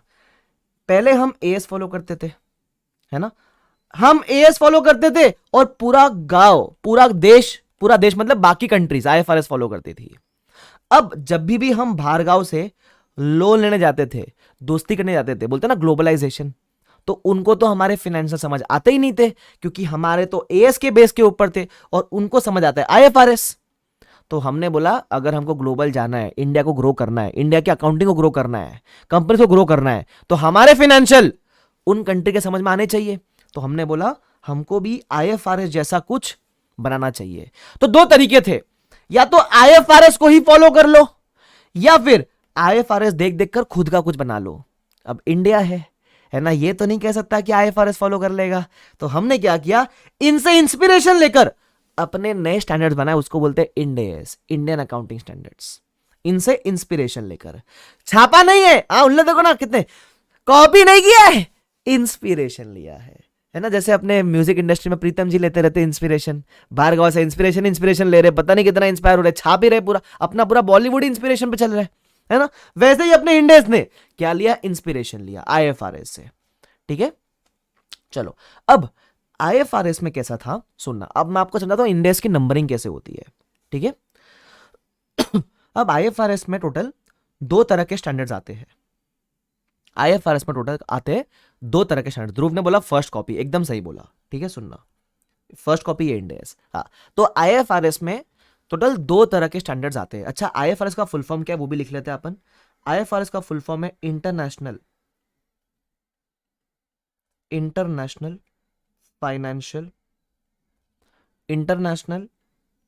Financial reporting standards. IFRS का full form is international financial reporting standards, उसको बोलते हैं IFRS, international financial reporting standards. वो बोलता है ना, फिर हेरा फेरी मूवी देखिए, ITUS है, international talent of ultimate student, ऐसा। तो ये IFRS, international financial reporting standards, ठीक है। तो IFRS में टोटल दो तरह के स्टैंडर्ड्स अभी एग्जिस्ट करते हैं, एक होते हैं IAS और एक होते हैं IFRS। IAS का मतलब, IAS का फुल फॉर्म क्या है, इंटरनेशनल अकाउंटिंग स्टैंडर्ड्स, IAS का फुल फॉर्म। सर ये तो आप धड़ाधड़ नया नया टर्म्स दे रहे हो, ये तो समझ के बाहर जा रहे हैं। अरे सिंपल है, सुन लो, इंटरनेशनल अकाउंटिंग स्टैंडर्ड्स, ठीक है। अब IFRS के अंदर दो तरह के फॉलो करते हैं स्टैंडर्ड्स, एक है IAS और एक है IFRS। सर ऐसा दो दो क्यों फॉलो कर रहे हैं, एक्चुअली पहले 1990 से IAS थे, पहले यही थे, पहले ये नहीं थे। तो ये कैसे थे पता है क्या, पहले IAS चल रहे थे, 1 थे, 2 थे, 3, 4, 5, 6, 7 ऐसे चल रहे थे बहुत सारे, ठीक है। IAS एकदम आदम बाबा के जमाने के, पुराने जमाने के चल रहे थे। तो अब हुआ क्या, इन्होंने भी सोचा, भार्गव वालों ने सोचा कि ये IAS तो बड़े पुराने हैं, तो इनको भी रिन्यू करना पड़ेगा, रेनोवेट करना पड़ेगा। तो इन्होंने कुछ कुछ IAS रिवोक करना शुरू किया, जैसे ना IAS 3, 4, 5, 6 इन्होंने रिवोक कर दिया। और जब रिवोक किया, और ये सोचा भार्गव वालों ने, ये सोचा बाहर कंट्रीज वालों ने कि कुछ नया इशू करते, तो इन्होंने जो भी नया इशू किया वो IFRS के ब्रांड नेम में इशू किया। जैसे 3 रिवोक किया तो 3 के बदले IFRS 1 इशू किया, मैं एग्जांपल दे रहा हूं, ऐसा हुआ नहीं है बट एग्जांपल दे रहा हूं। जैसे 4 रिवोक किया तो 4 के बदले में IFRS 2 का जन्म हुआ, ऐसे। तो पहले IAS चल रहे थे, जो IAS ठीक चल रहे थे उनको कैंसिल ऑफ नहीं किया, तो उनको IAS में रखा, और जो IAS खराब चल रहे थे उनको कैंसिल ऑफ किया और उनके बदले IFRS इशू करा। तो इसलिए भार्गव के स्टैंडर्ड्स में दो तरह के स्टैंडर्ड्स एग्जिस्ट करते हैं, एक है IAS और एक है IFRS। दोनों को IFRS के ग्रुप में ही गिना जाता है, ठीक है, ध्यान रखना। तुमको समझ में आया मैंने क्या बोला यहां तक, यस, ठीक है। तो अभी IAS भी चल रहा है, अभी IFRS भी चल रहा है। एग्जांपल देता हूं, जैसे अपना जो IAS 1 है that is presentation of financial statements, जो अपना IFRS 1 है वो है first time adoption of Ind AS, ऐसा। तो जहां जहां गलती लग रही थी इंडेस में या पुराना लग रहा था उसको रिवोक किया, नया इशू करा, एकदम सिंपल। अब हमने ये दोनों ही स्टैंडर्ड्स अडॉप्ट किए इंड एस के अंदर। हमने क्या किया, हमने ये दोनों ही स्टैंडर्ड्स अडॉप्ट किए इंड एस के अंदर। अब इंड एस में नंबरिंग कैसे करी, सुनना। इंड एस में भी नंबरिंग कैसे करी, नंबरिंग हमको थोड़ी सिमिलर रखनी थी, जो आईएफआरएस की नंबरिंग है ना, सिमिलर रखनी थी। तो नंबरिंग कैसे रखे, तो इंड एस में हमने शुरू किया इशू करना इंड एस। जो आईएएस 1 था ना, जो आईएएस 1 था उसको हमने बोला इंड एस 1। जो आईएएस 2 था, आईएएस 2, उसको हमने बोला इंड एस 2। अब 3 4 5 6 तो रिवोक हो गया, तो वो नहीं रहा। अब जो आईएएस 7 है वो क्या बनेगा, इंड एस 7। मतलब जो आईएएस के नाम से थे ना, आईएएस के नाम से IAS 1 becomes end S 1, IAS 2 becomes end S 2। तो ये सारे आईएएस थे जो आपके इंड एस बनते हुए चले गए। क्लियर? अच्छा, अब बात करते हैं जो आईएफआरएस 1 था, जो आईएफआरएस 1 था उसका नंबरिंग कैसे करें। अब आईएफआरएस 1 को भी आप इंड एस 1 नहीं कह सकते ना। अगर आप इसको भी इंड एस 1 कह दोगे तो कंफ्यूजन हो जाएगा कि इंड एस 1 आईएएस 1 है कि इंड एस 1 आईएफआरएस 1 है। तो इन्होंने समझदारी लगाई, इन्होंने बोला जो भी आईएफआरएस वाले स्टैंडर्ड्स है ना, जैसे जो आईएएस थे उसको तो 1 2 7 सेम रखा। जो आईएफआरएस है ना, अगर कोई चीज आईएफआरएस 1 है तो हम उसको बोलेंगे इंड एस 101, हम उसको 100 की सीरीज में शुरू करेंगे। अगर कुछ आईएफआरएस 2 है, कुछ आईएफआरएस 2 है, तो हम उसको बोलेंगे इंड एस 102, ऐसा। तो आईएफआरएस वाली सीरीज को उन्होंने 100 में इशू करना शुरू करा। तो मैं बोलूं now it becomes very easy for outside global country also to understand कि जो इंड एस 1 है वो आईएएस 1 है, जो इंड एस 101 है वो आईएफआरएस 1 है। इस तरीके से इशू करना शुरू करा। क्या तुम्हारे भेजे में ये बात जाती है क्या, मैंने क्या बोला आपको? अरे यस और no, do you understand this point? Yes. तो अब मैं आपसे एग्जांपल पूछूं, फॉर एग्जांपल चलो मुझे एक और बताओ, जैसे आईएफआरएस 1 हो गया, 2 हो गया, सपोज कुछ आईएफआरएस 3 है। अगर कोई चीज आईएफआरएस 3 है तो वो इंड एस में क्या होगी, वो इंड एस 3 होगी या इंड एस 103 होगी, जल्दी से बताओ। परफेक्ट आंसर सर, वो आईएफआरएस में है ना, तो वो अगर आईएफआरएस 3 है तो वो इंड एस में होगी। Very good, 103। मैं बोलूं very simple to understand, very easy to remember also. देखो आपने भी एक बार में पकड़ लिया ना अभी कि सर आईएफआरएस 3 है तो 103 हो गया। अच्छा, मैं बोलूं चलो अगर वो आईएएस 8 होता, आईएएस 8, तो फिर अपने इंड एस में क्या होता? फिर आप बोलते सर अपने इंड एस में वो होता इंड एस 8। पकड़ा ना फटाक से, वो क्या होता, इंड एस 8 होता उस केस में। सिंपल हो गया। तो तुमको समझा नंबरिंग सिस्टम कैसा है। तो you will find few end S जो 1 2 3 32 33 वैसे है, और यू विल फाइंड समथिंग जो 101 102 103 है। तो 101 आ गया, इसका मतलब ये नहीं है कि there are more than 100 standards, नहीं। कुछ 1 2 3 4 ऐसे वाली सीरीज में चल रही है और कुछ 101 102 103 के सीरीज में चल रहा है ऐसे। वेरी गुड रचना, मिफ्ता, ज्योति, मानसी, निशिका, अभिषेक, दृष्टि, Nikhil, very good very good. सबको समझ में आया कैसे करना है? यस। तो ये हो गया नंबरिंग पैटर्न। ठीक है, आई होप तुमको समझ में आ जाता है।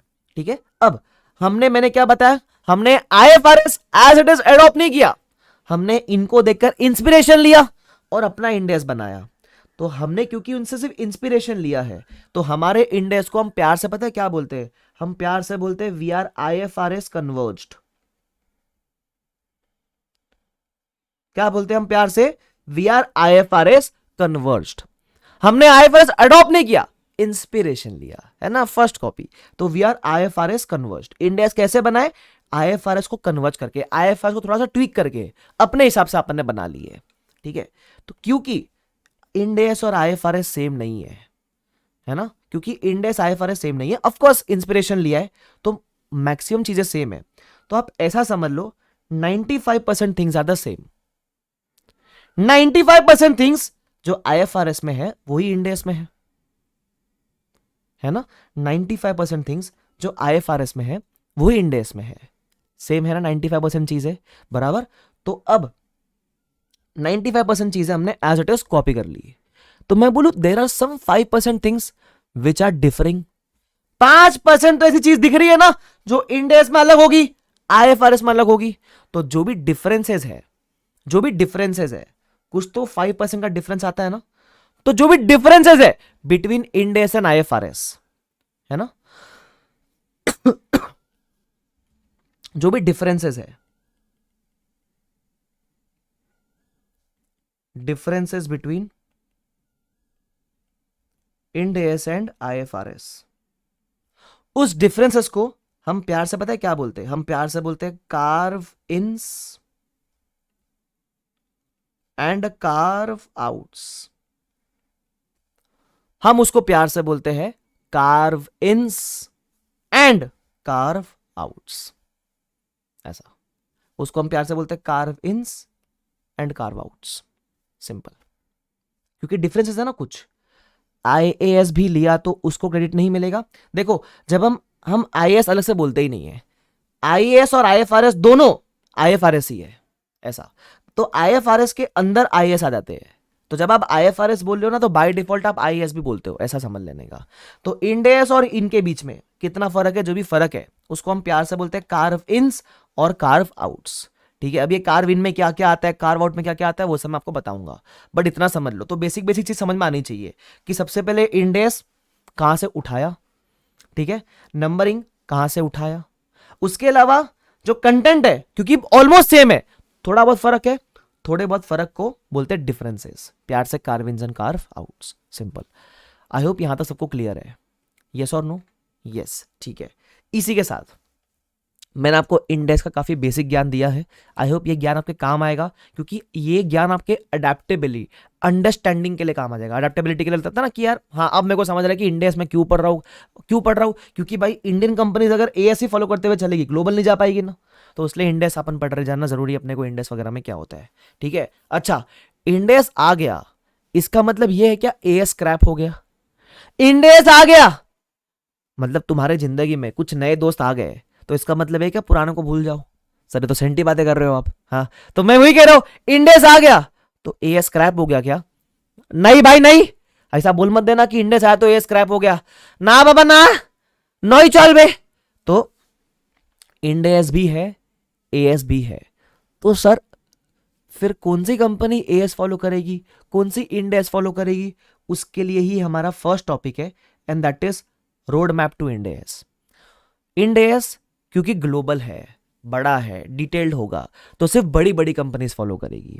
AS छोटी मोटी कंपनीज, पार्टनरशिप फर्म्स, वो सब फॉलो कर लेगी। तो अगर अगर अगर अगर कोई भी बड़ी कंपनी है, अब वो बड़ी कंपनी कितनी बड़ी होनी चाहिए, इतनी बड़ी कि इतनी बड़ी, ऐसा नहीं, तो वो क्वांटिफाई किया गया है। तो इसलिए एप्लीकेबिलिटी पढ़नी पड़ेगी कि इंडेक्स किसको किसको एप्लीकेबल है, बराबर। तो जिनको इंडेक्स एप्लीकेबल है वो इंडेक्स फॉलो करेंगे, जिनको इंडेक्स एप्लीकेबल नहीं हो पाता है वो क्या फॉलो करेंगे, वो AS फॉलो करेंगे, बराबर। तो applicability is given under this topic, that is road map. To be very honest, road map में से जनरली क्वेश्चन एग्जाम में नहीं आता है, क्योंकि देखो अपने को एग्जाम पॉइंट ऑफ व्यू से भी जानना बहुत जरूरी है कि एग्जाम में क्या आता है। तो रोड मैप में से जनरली एग्जाम में क्वेश्चन एक्सपेक्टेड नहीं है, बट यस, जब आप रियल लाइफ में यार CA बनोगे तो एक बेसिक आइडिया तो रहना चाहिए ना कि इंडेक्स कौन अप्लाई करेगा। कल को तुम इंटरव्यू देने गए, बड़ी कंपनी में सिलेक्ट हो गए, अब वो पूछता है तुमसे क्या फॉलो करूं, AS की इंडेक्स? तुम बोलोगे मेरे को आता दोनों है, मेरे को AS भी आता है, इंडेक्स भी आता है, लेकिन ये नहीं पता कि आपको कौन सा अप्लाई होगा, तो कितना गंदा लगेगा ना। तो मालूम तो होना चाहिए ना भाई कि कौन से कंपनी को इंडेक्स एप्लीकेबल है। हाँ, कितना अजीब, सोचो ना, अजीब लगेगा कितना। वो तुमको बोला अरे तुम CA साहब आओ CA साहब आइए, रिश्तों के भी रूप बदलते हैं, आइए, सब बुलाएगा आपको, बोलेगा बताओ क्या फॉलो करे, तुम बोलोगे मैंने पढ़ा दोनों है, आप क्या अप्लाई करोगे ये नहीं पता। ऐसे थोड़ी ना बोलेंगे उसको यार, समझ रहे हो तुम? यस सर, नई गर्लफ्रेंड आ गई तो पुराने को कौन याद करेगा, तभी मैंने गर्लफ्रेंड का एग्जांपल नहीं दिया, तभी मैंने दोस्त का एग्जांपल दिया, और तभी तुम्हारा कटेगा ध्रुव, ध्यान रखना, ठीक है। नई गर्लफ्रेंड आ गई है वो करके, चलो ध्यान दो इधर। हाँ, तो रोड मैप के अंदर अपन पढ़ेंगे इंडेक्स किसको किसको अप्लाई होएगा। Not very important from exam point of view, but yes a basic knowledge will surely be helpful for you. तो इसको रट्टा मत मारने बैठना, जो चीजें याद करनी है बता दूंगा मैं आपको कि ये याद करना है, और जो याद नहीं करनी है उसको अपन बेसिक तरीके से पढ़ने का और आगे बढ़ जाने का। क्लियर है? अरे क्लियर है कि नहीं हो भाई लोग? ओ मेरे भाई लोग, ले। हाँ क्लियर है, चलो वेरी गुड, पढ़ते आ जाओ। Introduction to Ind AS, road map to Ind AS, ठीक है। रोड मैप मतलब किसको एप्लीकेबल है, तो पहले तो वो ज्ञान दिया हुआ है। Introduction to Ind AS in India, India में कैसे आया, तो मैंने आपको ऑलरेडी बता दिया, देखो सिर्फ कीवर्ड्स पढ़ोगे तो भी समझ जाएगा।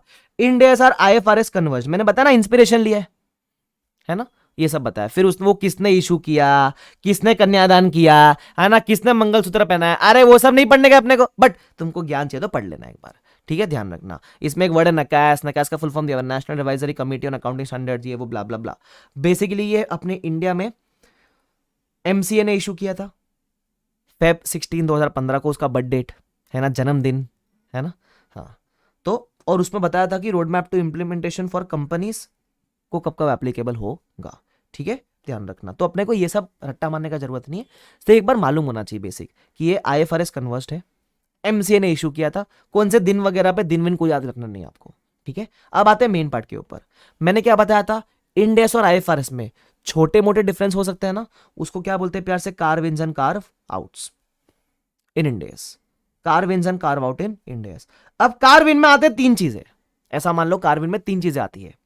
एक आते हैं टर्मिनोलॉजी चेंजेस, एक आते हैं टर्मिनोलॉजी चेंजेस। सर इसका एग्जांपल दो जरा, इस वाले पॉइंट का एग्जांपल दो। देता हूं एग्जांपल एकदम प्यारा सा मीठा मीठा, सुनना। अभी हम क्या पढ़ रहे हैं, हम कार्विन्स पढ़ रहे हैं। देखो मैंने क्या बताया था, डिफरेंस दो तरह के होते हैं, एक होता है कार्विन और एक होता है कार्व आउट। अब कार्विन में क्या क्या था उसकी बात करते हैं। किताब लेकर बैठना, अगर किताब अब तक नहीं मिली आपको तो साइड में इधर नोटबुक में लिख के रखना, बाद में किताब में भर देना उसको, लेकिन किताब लेकर बैठना, हाइलाइटर वगैरह सब लेकर बैठना कल से, अगर आज लेकर नहीं बैठे तो पहले बता रहा हूं मैं, ठीक है। सबसे पहला पॉइंट कार्विन में, अब हम कार्विन पढ़ रहे हैं तो कार्विन में पहला क्या आता है, टर्मिनोलॉजी चेंजेस। सर इसका जरा एग्जाम्पल दो। एग्जाम्पल बड़ा सिंपल है, अगर मैं आपसे पूछूं हम प्रॉफिट एंड लॉस को क्या बोलते हो, तो आप बोलोगे सब प्रॉफिट एंड लॉस को हम प्रॉफिट एंड लॉस ही बोलते हैं, तो हम एक्चुअली बोलते हैं प्रॉफिट एंड लॉस को statement of profit and loss, ये हम बोलते हैं।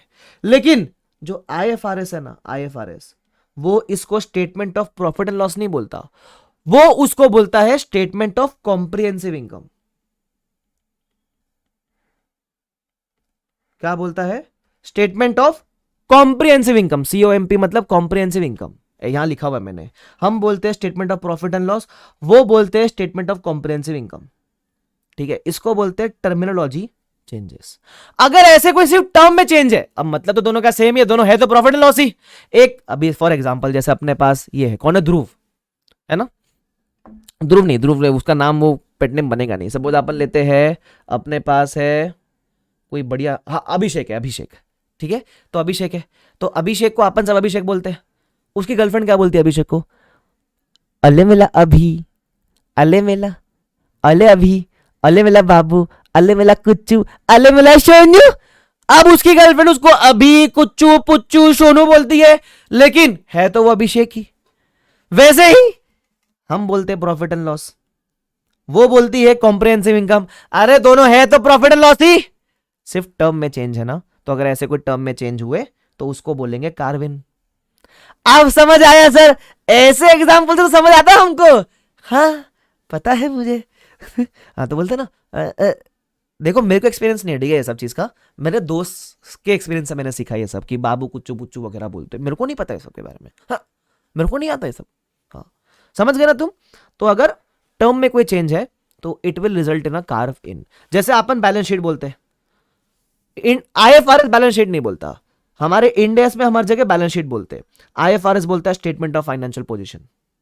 आईएफआरएस क्या बोलता है, स्टेटमेंट ऑफ फाइनेंशियल पोजीशन। अभिषेक को मजा आ गया, हंसता है अभिषेक, बोलता है ठीक है चलो। अभिषेक बोलता है सर चलो लड़की नहीं तो क्या हुआ, आप ही ने मुझे बाबू कुछ पूछू बोल दिया, मैंने आप ही में फील ले ली, मेरे में कोई फील मत लेना भाई, हाँ ठीक है अनंत कहते अब समझ आया ना, हाँ चले एनीवे समझ गया ना what is the meaning of terminology changes. तो अगर ऐसे कोई टर्म में फर्क है, सिर्फ नाम अलग है, दोनों का मतलब सेम है, तो it will result in a Corvin, ठीक है। सेकंड इज, तो ये लिख दो, इंड एस में पीएनएल बोलते हैं, आईएफआरएस में कॉम्प्रिहेंसिव इनकम बोलते हैं, मतलब तो सेम ही होता है, ठीक है। हाँ second is removal of options. Second क्या है, removal of options. Now what is the meaning of this, इसको भी अपन समझने का ट्राई करते हैं, ठीक है। चलो लेट्स से फॉर एग्जांपल अपने पास कोई लैंड है, अपने पास, मैं रैंडम एग्जांपल ले रहा हूं, ठीक है, अपने पास कोई लैंड है। सपोज आपको आईएफआरएस बोलता है, आईएफआरएस बोलता है दो ऑप्शन दिया, आईएफआरएस बोलता है दो ऑप्शन दिया, एक या तो आप लैंड को रखो कॉस्ट पे, है ना, रहने दो सर, अब आपकी बातों से पता चल जाता है कितने बाबू रह चुकी है आपकी। ओ भाई ए क्या दिख रहा हूं मैं तेरे को? रे कैसा नुमा दिख रहा हूं क्या मैं तेरे को? मैं अपनी भाई एक ही हाँ भाई इल्जाम लगा रहा। हाँ, चलो एनीवेज। हाँ तो लैंड, सपोज आईएफआरएस बोलता है लैंड को आप कॉस्ट पे भी रख सकते हो या फिर आप लैंड को फेयर वैल्यू पे भी रख सकते हो। आपको समझता ना, कॉस्ट मतलब जिस दाम पे खरीदा उसी वैल्यू पे अपन बैलेंस शीट में दिखाएंगे, या फिर जो आज की फेयर वैल्यू है उस पे बैलेंस शीट में दिखाएंगे। तो आपको आईएफआरएस सपोज दो ऑप्शन दे दिए, लेकिन इसी के लिए आपको सपोज इंड एएस ने बोला एक ही ऑप्शन। इंड एएस ने, मैं ऐसा है नहीं रियल में, कुछ और है, बट मैं आपको समझाने के लिए बता रहा हूं सिर्फ। सपोज आपको इंड एएस बोल देता कि आपके पास एक ही ऑप्शन है and that is cost only. Ind AS बोलता आपके पास सिर्फ एक ऑप्शन है और वो है कॉस्ट। ठीक है, मतलब आईएफआरएस ने दिया दो ऑप्शन, इंड एएस ने बोला एक ही ऑप्शन है कॉस्ट।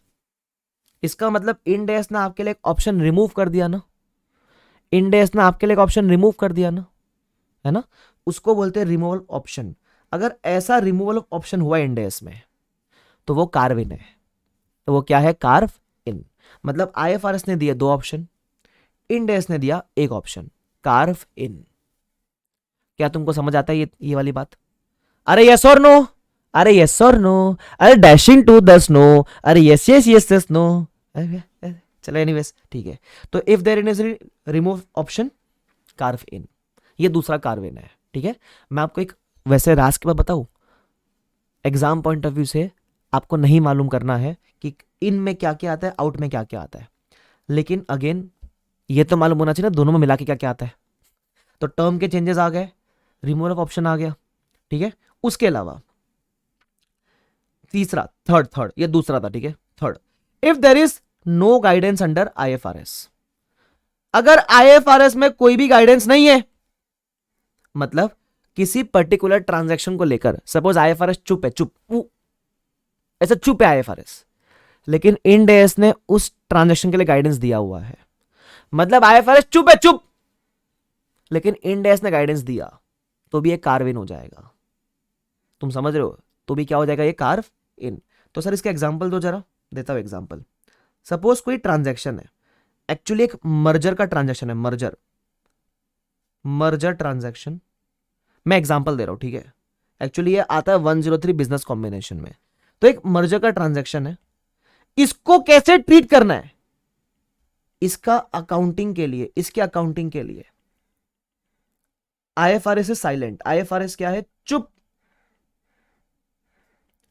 चुप तो वो बुला करती थी, है? चले एनीवेज, तो आईएफआरएस इज साइलेंट, लेकिन इसकी अकाउंटिंग के लिए, इसके अकाउंटिंग के लिए इंड एएस ने आपको सिखाया, इंड एएस ने आपको ट्रीटमेंट दिया है, ट्रीटमेंट गिवन, मतलब इंड एएस ने इसकी अकाउंटिंग आपको सिखाई है ना? यस यस प्रियांश, ओके, कोई दिक्कत वाली बात नहीं है। चलो ठीक है, सुनना। तब तक ये आप नोटबुक में लिखो प्रियांश। अगर जिसके पास भी टेक्स्ट बुक नहीं है ना, प्लीज ये नोटबुक में लिख के रखो, ठीक है, ताकि आप बाद में कॉपी कर सको, ध्यान रखना। हाँ, तो if there is no guidance under IFRS, इसका एग्जांपल सपोज मर्जर का ट्रांजैक्शन है, आईएफआरएस चुप है, चुप, साइलेंट है, लेकिन इंड एएस ने ट्रीटमेंट दिया हुआ है, उसको भी आप क्या बोलोगे? उसको भी आप प्यार से कार्व इन बोलोगे। क्या बोलोगे? Carve in. Is this clear to everyone? अरे यस और नो, यहां तो सबको क्लियर है क्या? क्या बोलेंगे? इसको भी कार्व इन बोलेंगे। चलो आगे बढ़ जाते हैं। फिर आता है आपके लिए कार्व आउट्स। फिर क्या आता है आपके लिए? Curve outs. कार्विन में तीन चीजें आ गई ना। कार्विन में मैं आपको पूरा याद करा दूंगा, ठीक है, मेरी गारंटी है, लेक्चर खत्म होने पे आपको पूरा याद रहेगा, तो आपको टेंशन लेने का जरूरत नहीं है, ठीक है। कार्विन में आ गए तीन चीजें, terminology changes, removal of option, और अगर कोई गाइडेंस आईएफआरएस में नहीं लेकिन इंडेक्स में दिया हुआ है तो वो आ गया। अब आता है कार्व आउट। कार्व आउट में एक ही आता है ना, अगर किसी भी आइटम का ट्रीटमेंट डिविएशन में है, मतलब आईएफआरएस किसी आइटम के ट्रीटमेंट के लिए कुछ और ट्रीटमेंट बताता है और इंडेक्स ने आपको कुछ और ट्रीटमेंट बताया, उसको बोलते हैं कार्व आउट्स। सर एग्जांपल दो इसका। डिफरेंस इन डिविएशन मतलब क्या? इसका मतलब क्या हो गया? दे रहा हूं एग्जांपल, सुनना। इसका एग्जांपल क्या है? मैं रैंडम एग्जांपल ले रहा हूं, ऐसा है नहीं एग्जांपल आपके, लेकिन अंडरस्टैंडिंग के लिए, क्योंकि आपको बेसिक चीजें आती होगी तो उसके लिए। सपोज लैंड है, लैंड। सपोज लैंड के लिए आईएफआरएस ने क्या बोला? आईएफआरएस ने बोला ओनली फेयर वैल्यू। लैंड को बुक्स में रखोगे, लैंड को बैलेंस शीट में दिखाओगे तो फेयर वैल्यू पे ही दिखाना पड़ेगा, ऐसा आईएफआरएस ने बोला कि लैंड दिखेगा तो सिर्फ और सिर्फ फेयर वैल्यू पे दिखेगा। ऐसा किसने बोला? आईएफआरएस ने बोला। अब इसी चीज के लिए इंड एस ने क्या बोला सुनना। इंड एस ने बोला ओनली कॉस्ट। इंड एस ने बोला ओनली कॉस्ट। आईएफआरएस ने दिया एक ऑप्शन, इंड एस ने दिया उसका कुछ दूसरा ऑप्शन। मतलब आईएफआरएस ने बोला ओनली फेयर वैल्यू और इंड एस ने पूरा डिविएट कर दिया। इंड एस बोलता है नहीं चलेगी फेयर वैल्यू, सिर्फ कॉस्ट। तो दिस इज कार्व आउट। अब आप कंफ्यूज मत होना। आप पता है कहां कंफ्यूज हो गए? आप बोलोगे सर ये रिमूवल ऑफ ऑप्शन वाले पॉइंट में भी सिमिलर था ना। देखो इस वाले में क्या था, आईएफआरएस ने दो ऑप्शन दिया, इंड एस ने उस दोनों में से कोई एक ऑप्शन दिया, वो कार्विन रिमूवल ऑप्शन। डिविएशन वाले में आईएफआरएस ने एक ऑप्शन दिया, इंड एस ने कोई एक दूसरा ही ऑप्शन दिया। मतलब ये ऑप्शन आईएफआरएस के दो में से कोई सिलेक्ट नहीं किया। इधर क्या हो रहा था, आईएफआरएस ने दो दिया, उसमें से इंड एस ने एक सिलेक्ट किया, रिमूवल ऑप्शन। यहां क्या हो रहा है, आईएफआरएस एक बोलता है, इंड एस कुछ अलग बोलता है, डिविएशन। जब डिविएशन है तो कार्व आउट। तो सर अभी इतना याद कैसे रखे? देखो आप कार्व आउट याद रख लो। कार्व आउट का मतलब क्या है? डिविएट होना। आईएफआरएस अलग, इंड एस अलग, है ना, बाकी सारे कार्विन है। अब याद हो जाएगा सर। तो समझ याद कैसे करने का? यहां तीन है, यहां एक है ना, तो एक याद करो। अगर आईएफआरएस अलग, इंड एस अलग तो कार्व आउट है, बाकी सारे कार्विन है। टर्म के चेंजेस, ऑप्शन कम है ना। अगर आईएफआरएस चुप है, चुप, तो भी कार्विन। ऐसा यस, अपना अपना ईगो है इनका। हाँ बस करेक्ट है ना। जैसा हस्बैंड बोलता है कुछ और, वाइफ बोलती है कुछ और, तो हम तो किसके सुनेंगे? तुम बताओ। हस्बैंड कुछ और बोलता है और वाइफ कुछ और बोलती है, तुमको लगता है कभी हस्बैंड को सुना जाएगा? वाइफ की सुनेंगे ना। हाँ तो वैसे ही, तो हस्बैंड कुछ और बोल रही है, वाइफ कुछ और बोल रहा है, तो हस्बैंड कुछ और बोल ही नहीं, हस्बैंड कुछ और बोल रहा है, वाइफ कुछ और बोल रही है। Carve out. आप समझ आया सर? है फालतू चीजों से समझ आता तुमको? एनीवेज, क्या तुमने सब लिखा? अरे लिखा क्या? अरे यस और नो, अरे यस और नो, अरे dashing to the snow with the 1 way over the hill we go laughing all the way the way making ray dry jingle bell jingle all the way. Santa Claus हमको मुंह मांगे gift देंगे, हम जो भी मांगेंगे who वो हमको दे देंगे हु। तुम कितने सेल्फिश हो हु। सर कहां से कहां निकल लिया आप? पता नहीं, मेरी आदत है, मैं यस और नो पूछते हुए डैशिंग टू द स्नो पे निकल जाता हूं। यस और no dashing to the snow. Sir आप पागल हो गया? हल्का हल्का प्यार में इंसान पागल हो ही जाता है। चलो एनीवेज आ जाओ। लिखा? ठीक है, ये थे आपके प्यारे प्यारे कार्व आउट्स और कार्व इन्स। ठीक है, चलो बहुत ही शानदार, बहुत ही शानदार, मजा आ गया। चलो वेरी गुड। अब आते हैं अपन applicability and implementation of Ind AS के ऊपर, है ना। अपन अब जाते सर समझाते टाइम लिखेगा बाद में। मैं तो कहता हूं समझते समझते लिख लिया करो। चलो अभी किसी का लिखना बाकी रहेगा तो लिख लो अभी फटाफट से, बट समझते समझते लिख लिया करो। ठीक है क्या? लिखो लिखो, जिसका थोड़ा बहुत बाकी है मैं 10 सेकंड दे रहा हूं, लिखो। चलो कंटिन्यू करूं आगे। Yes, today being the first session हम सिर्फ रोड मैप जितना करेंगे, है ना। फिर हम आज लीव ले लेंगे और उसके बाद कल जब आएंगे तो हम कल प्रॉपर 7 to 10 पढ़ेंगे। आज फर्स्ट डे है ना, तो ज्यादा लोड लेंगे नहीं अपने ऊपर। थोड़ा जान पहचान हो गया, बेसिक आइडिया हो गया, that is more than sufficient for the first day, ध्यान रखना। चलो आगे बढ़े। Yes, next point is applicability and implementation to Ind AS. Implementation of Ind AS कि इंड, अब मैंने क्या कहा था, कौन इंड एस अप्लाई करेगा, कौन एएस अप्लाई करेगा, है ना। इंड एस कब से अप्लाई करना है, इसको बोलते हैं एप्लीकेबिलिटी। तो ये रोड मैप के अंदर दिया हुआ है। ठीक है, तो applicability and implementation of Ind S. रट्टा मत मारते बैठना, ऐसे ऐसे करके बेसिक ज्ञान होगा तो भी काम बन जाएगा। तो क्योंकि याद नहीं करना है इसलिए मैं इसको बैठ के लिखा नहीं रहा हूं आपको। अगर कोई चीज याद करने वाली होगी, कोई चीज इंपॉर्टेंट होगी तो मैं आपको सब लिखा दूंगा, चिंता मत करना। फिलहाल के लिए अपने को सिर्फ बेसिक आइडिया चाहिए तो अपन यहां से क्लियरली देख सकते हैं। मैंने आपके लिए बढ़िया नोट बना के रखे। नोट अच्छे है ना, एकदम रंग बिरंगे अच्छे वाले, तुमको मजा आएगा पढ़ने में, मेरी गारंटी है। ठीक है, ध्यान रखना। चलो तो एप्लीकेबिलिटी की बात करते हैं। सबसे पहले इन केस ऑफ कंपनीज, जब मैं कंपनीज की बात करूंगा तो कंपनीज के अंदर I am not talking about banks, NBFC या इंश्योरेंस कंपनीज। मतलब companies other than bank, NBFC, insurance. Sir other than क्यों? क्योंकि बैंक पे कब एप्लीकेबल है, इंश्योरेंस पे कब एप्लीकेबल है, एनबीएफसी पे कब एप्लीकेबल है, उसके लिए अलग से गाइडेंस है। तो यहां मैं सिर्फ नॉर्मल कंपनीज की बात कर रहा हूं, अदर देन दीज। क्लियर? चलो आगे।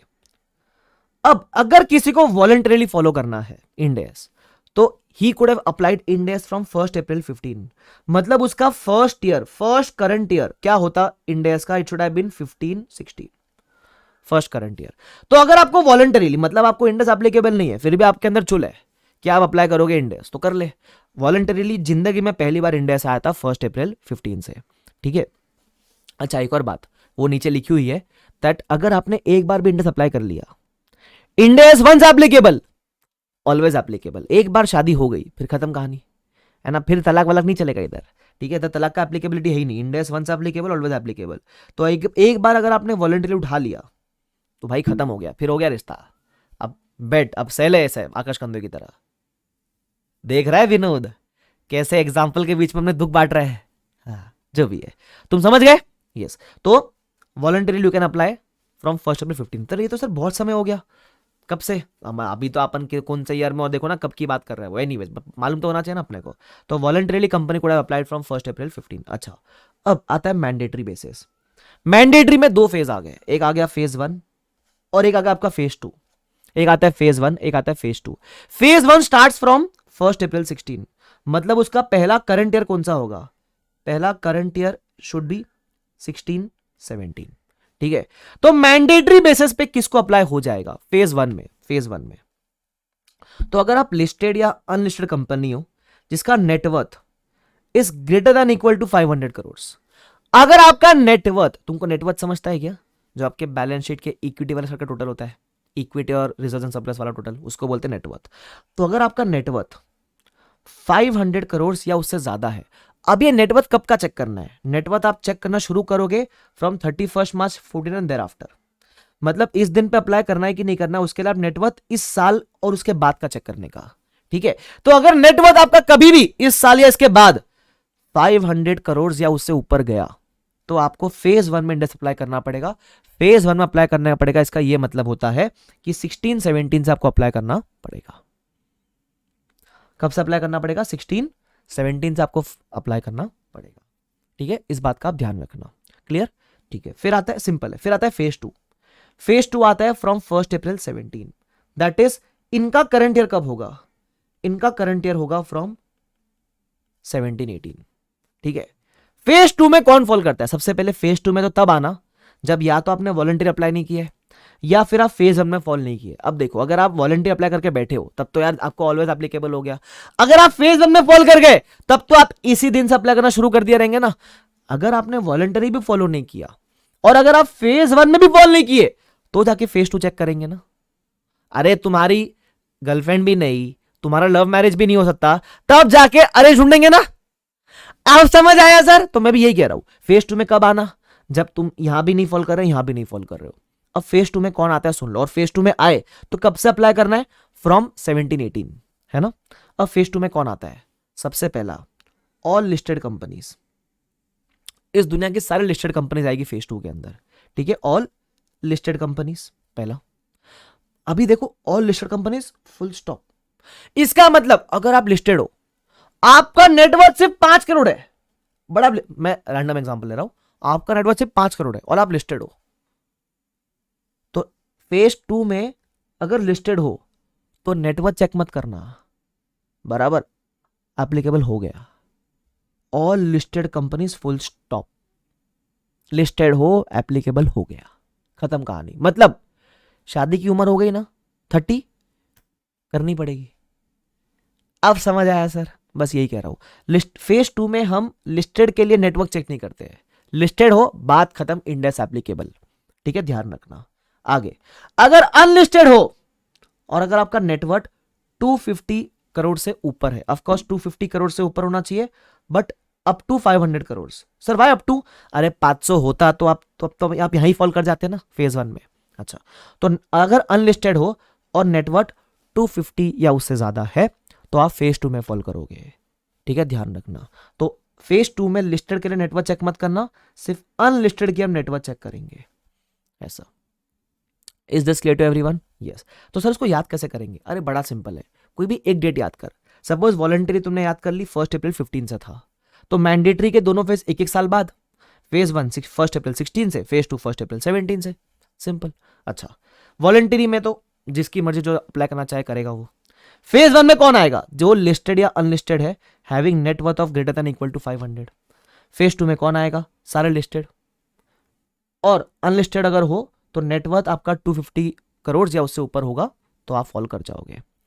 क्या आपको यहां तक क्लियर है क्या? Is everything clear till here? मेरे ख्याल से it is very simple, very easy to understand. खुद भी पढ़ते तो समझ जाता, बट ऑफकोर्स मैं हूं तो मैं समझाऊंगा आपको चीजें। Is is clear to everyone? क्या सिंपल है?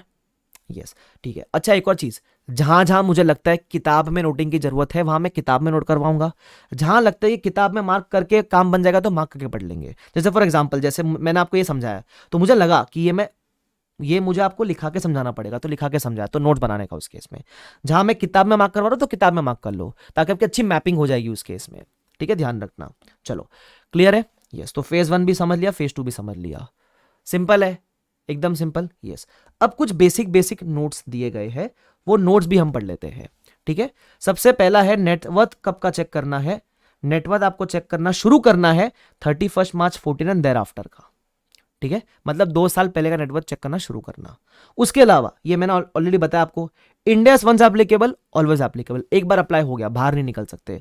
अब ध्रुव ने एक अच्छी क्वेरी पूछी थी, सर अगर कंपनी से एलएलपी बन गए तब? अरे अगर आप कंपनी ही नहीं रहे तो कंपनीज को लगने वाले सारे प्रोविजन आपको एप्लीकेबल नहीं रहे ना, फिर उस केस में ध्यान रखना, तो फिर ये अप्लाई नहीं होगा उस केस में, अगर आप कंपनी से एलएलपी में वापस ट्रांसफॉर्म हो गए तो। बट ऐसा एग्जाम में नहीं पूछेगा, बट रियल लाइफ में इट कैन बी पॉसिबल। ये पहला 2 पॉइंट हो गया, रट्टा मत मानना पॉइंट्स को, सिर्फ एक बार रीडिंग देनी है आपको। अच्छा, थर्ड पॉइंट में क्या है? थर्ड पॉइंट में लिखा है अगर आपको इंडेस एप्लीकेबल हुआ, अगर किसी एंटिटी को इंडेस एप्लीकेबल हुआ तो आपके कोई पेरेंट या आपकी सब्सिडरी या आपके एसोसिएट या आपके जॉइंट वेंचर को भी अप्लाई हो जाएगा।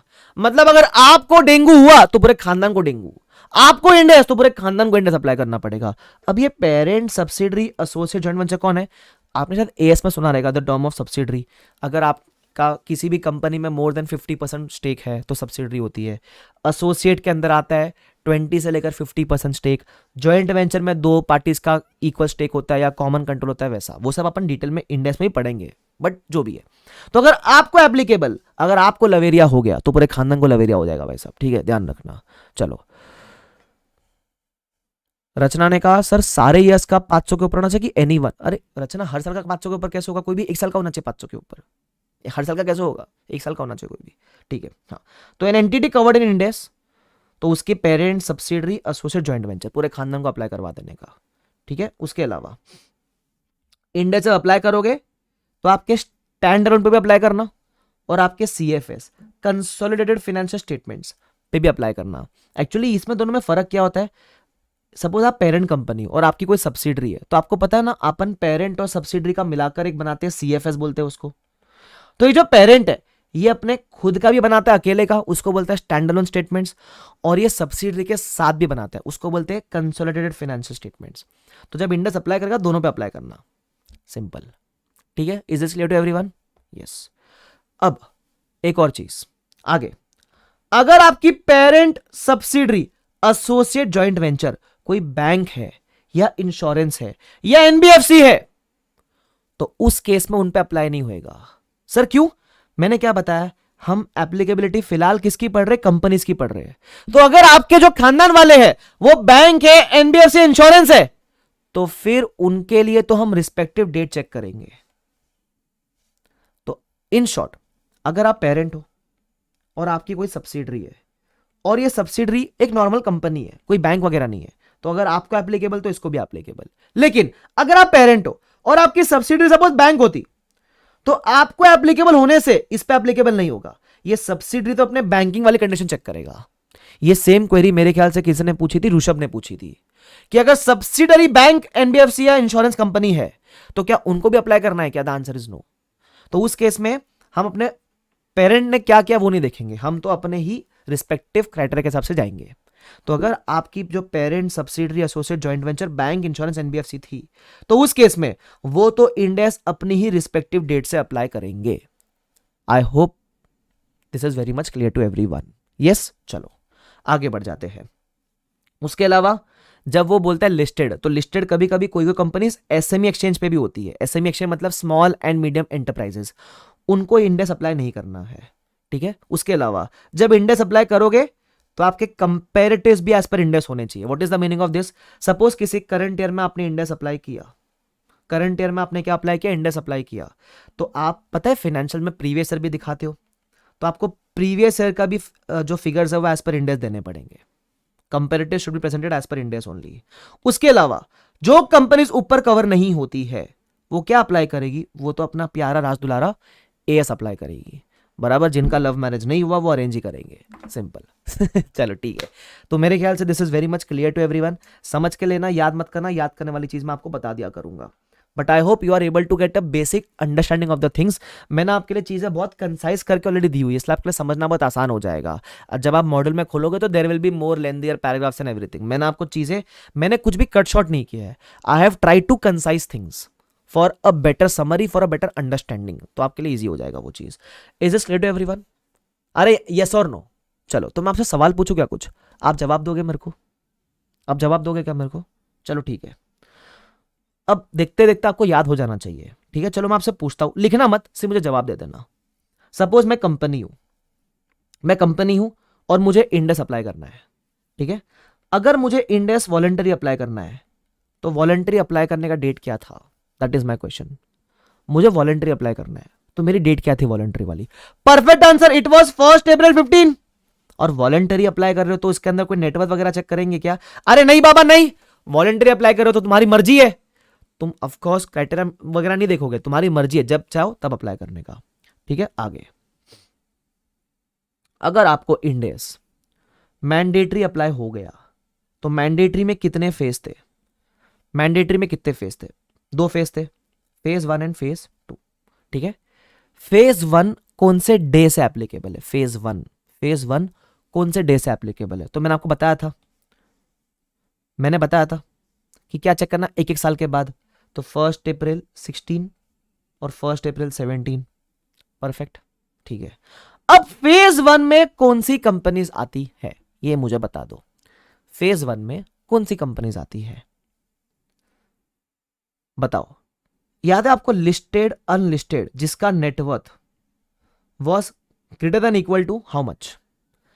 लिस्टेड और अनलिस्टेड दोनों, बट फेज 1 में आप दोनों के नेटवर्थ चेक करोगे, कितना होना चाहिए? Greater than equal to, perfect answer 500 crore. Perfect answer, greater than equal to 500 crore. अगर आप लिस्टेड अनलिस्टेड हो, net worth is greater than equal to 500 crore, applicable. अच्छा, फेज 2, फेज 2, फेज 2 के अंदर कौन सी कंपनीज आती है? अगर आपको पता रहेगा 2 आती है अभी इसके अंदर, है ना। अच्छा, फेज 1 में लिस्टेड के लिए भी नेटवर्क चेक करेंगे ना? द आंसर इज यस, ठीक है। फेज 2 में आते हैं। फेज 2 में कौन आता है? सपोज अगर मैं लिस्टेड हूं, लिस्टेड, मेरा नेटवर्क तो मीट नहीं कर रहा है जो चाहिए क्राइटेरिया, बट मैं लिस्टेड हूं, क्या मुझे इंडेक्स अप्लाई हो जाएगा? बताओ।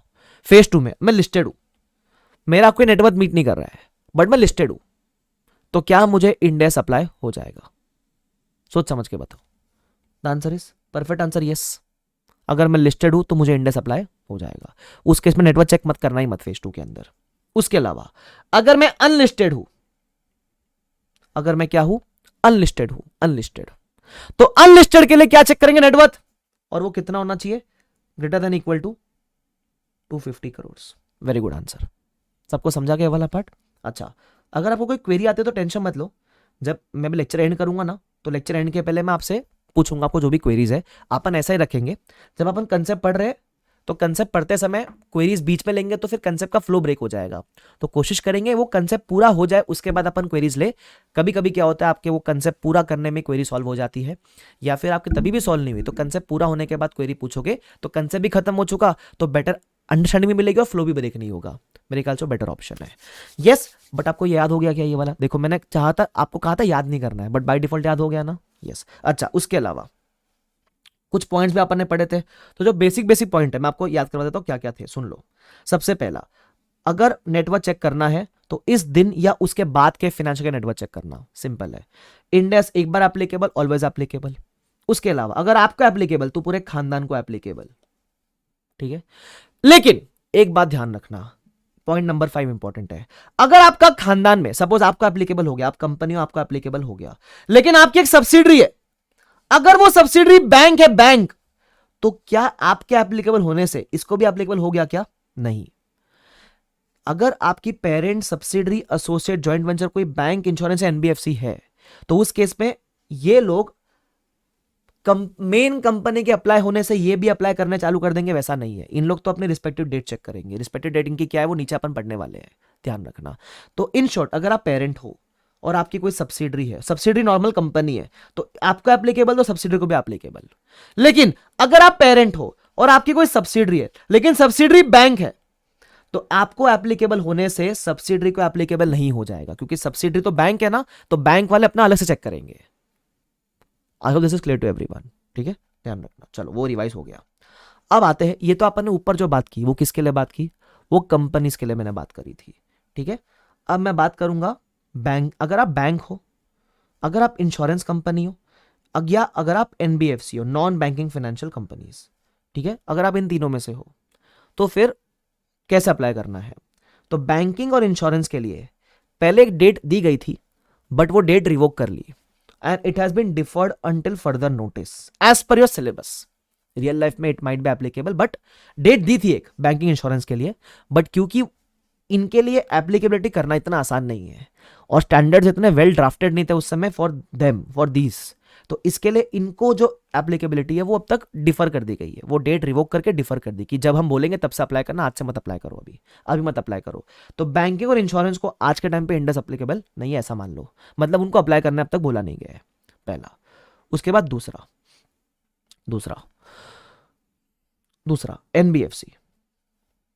एनबीएफसी। अब अगर आप एनबीएफसी हो तो आपके लिए सबसे पहले वॉलंटरी वाला ऑप्शन अवेलेबल नहीं है। देखो, आप किसके लिए भी, बैंकिंग, इंश्योरेंस और एनबीएफसी, कहीं भी इनके लिए वॉलंटरी नहीं बोला, तो ये वॉलंटरी अप्लाई नहीं कर सकते, है ना। जैसे कंपनीज में वॉलंटरी था, बट इधर वॉलंटरी नहीं है, तो ये वॉलंटरी अप्लाई नहीं कर सकते, ठीक है। तो इनको जब बोला गया तब अप्लाई करना है। उसके अलावा एनबीएफसी में there are total 2 phases, phase 1 और फेज 2। एनबीएफसी का फेज 1 शुरू होता है 1 अप्रैल 18 से, एनबीएफसी का फेज 2 होता है 1 अप्रैल 19 से। सर फेज 1 में कौन आता है? सेम क्राइटेरिया है, लिस्टेड हो या अनलिस्टेड, नेटवर्थ कितना होना चाहिए, ग्रेटर देन इक्वल टू 500। और फेज 2 में कौन आता है? सारे लिस्टेड हो, बात खत्म, एप्लीकेबल इन फेज 2। अगर अनलिस्टेड हो तो net worth greater than equal to 250 crore. तो आप तो बोलोगे सर इसका तो फेज 1 का क्राइटेरिया और फेज 2 का क्राइटेरिया सेम है, सिर्फ डेट अलग है। तो डेट कैसे याद रहेगी? डेट याद रखना बहुत सिंपल है, it is in continuation only. देखो, कंपनी का वॉलंटरी 15 था, मैंडेटरी में फेज 1 था 16 से, फेज 2 था 17 से, बस। जहां कंपनी ने एंड किया उसके अगले साल से एनबीएफसी का एप्लीकेबल। तो कंपनी ने एंड किया था फेज 2 17 से, याद करने के लिए बता रहा हूं, ट्रिक हो गई आपके लिए। तो एनबीएफसी का शुरुआत होगा 18 से, तो है 15, 16, 17, 18, 19। 15 वॉलंटरी, 16, 17 फेज 1 फेज 2 कंपनीज का, बराबर। 18, 19 एनबीएफसी का फेज 1 फेज 2। आप क्रोनोलॉजी समझ रहे हो? ऐसा तो याद रखने के लिए आसान हो गया आपके लिए, बराबर। तो इसका फेज 1 शुरू होगा 18 से, है ना, और इसका फेज 2 शुरू होगा 19 से। और क्राइटेरिया दोनों का सेम है जो ऊपर कंपनीज का था, listed, unlisted, having net worth 500 and greater. और फेज 2 में आएगी सारी लिस्टेड, ऑफकोर्स फेज 2 में वो आएगी जो फेज 1 में नहीं कवर हो पाई, तो सारे लिस्टेड या फिर unlisted having net worth of greater than equal to 250 crore. Is this clear to everyone? अरे सिंपल है क्या? यस। अच्छा, एक और चीज, कभी कभी क्या होता है, हम कुछ चीजों के बहुत डेप्थ में जा सकते हैं, हम जाना चाहे तो, बट क्योंकि आपके पास पढ़ने को एक नहीं 8 सब्जेक्ट है, और 8 सब्जेक्ट के सारे कंसेप्ट मिलाओगे तो there are more than 8000 concepts.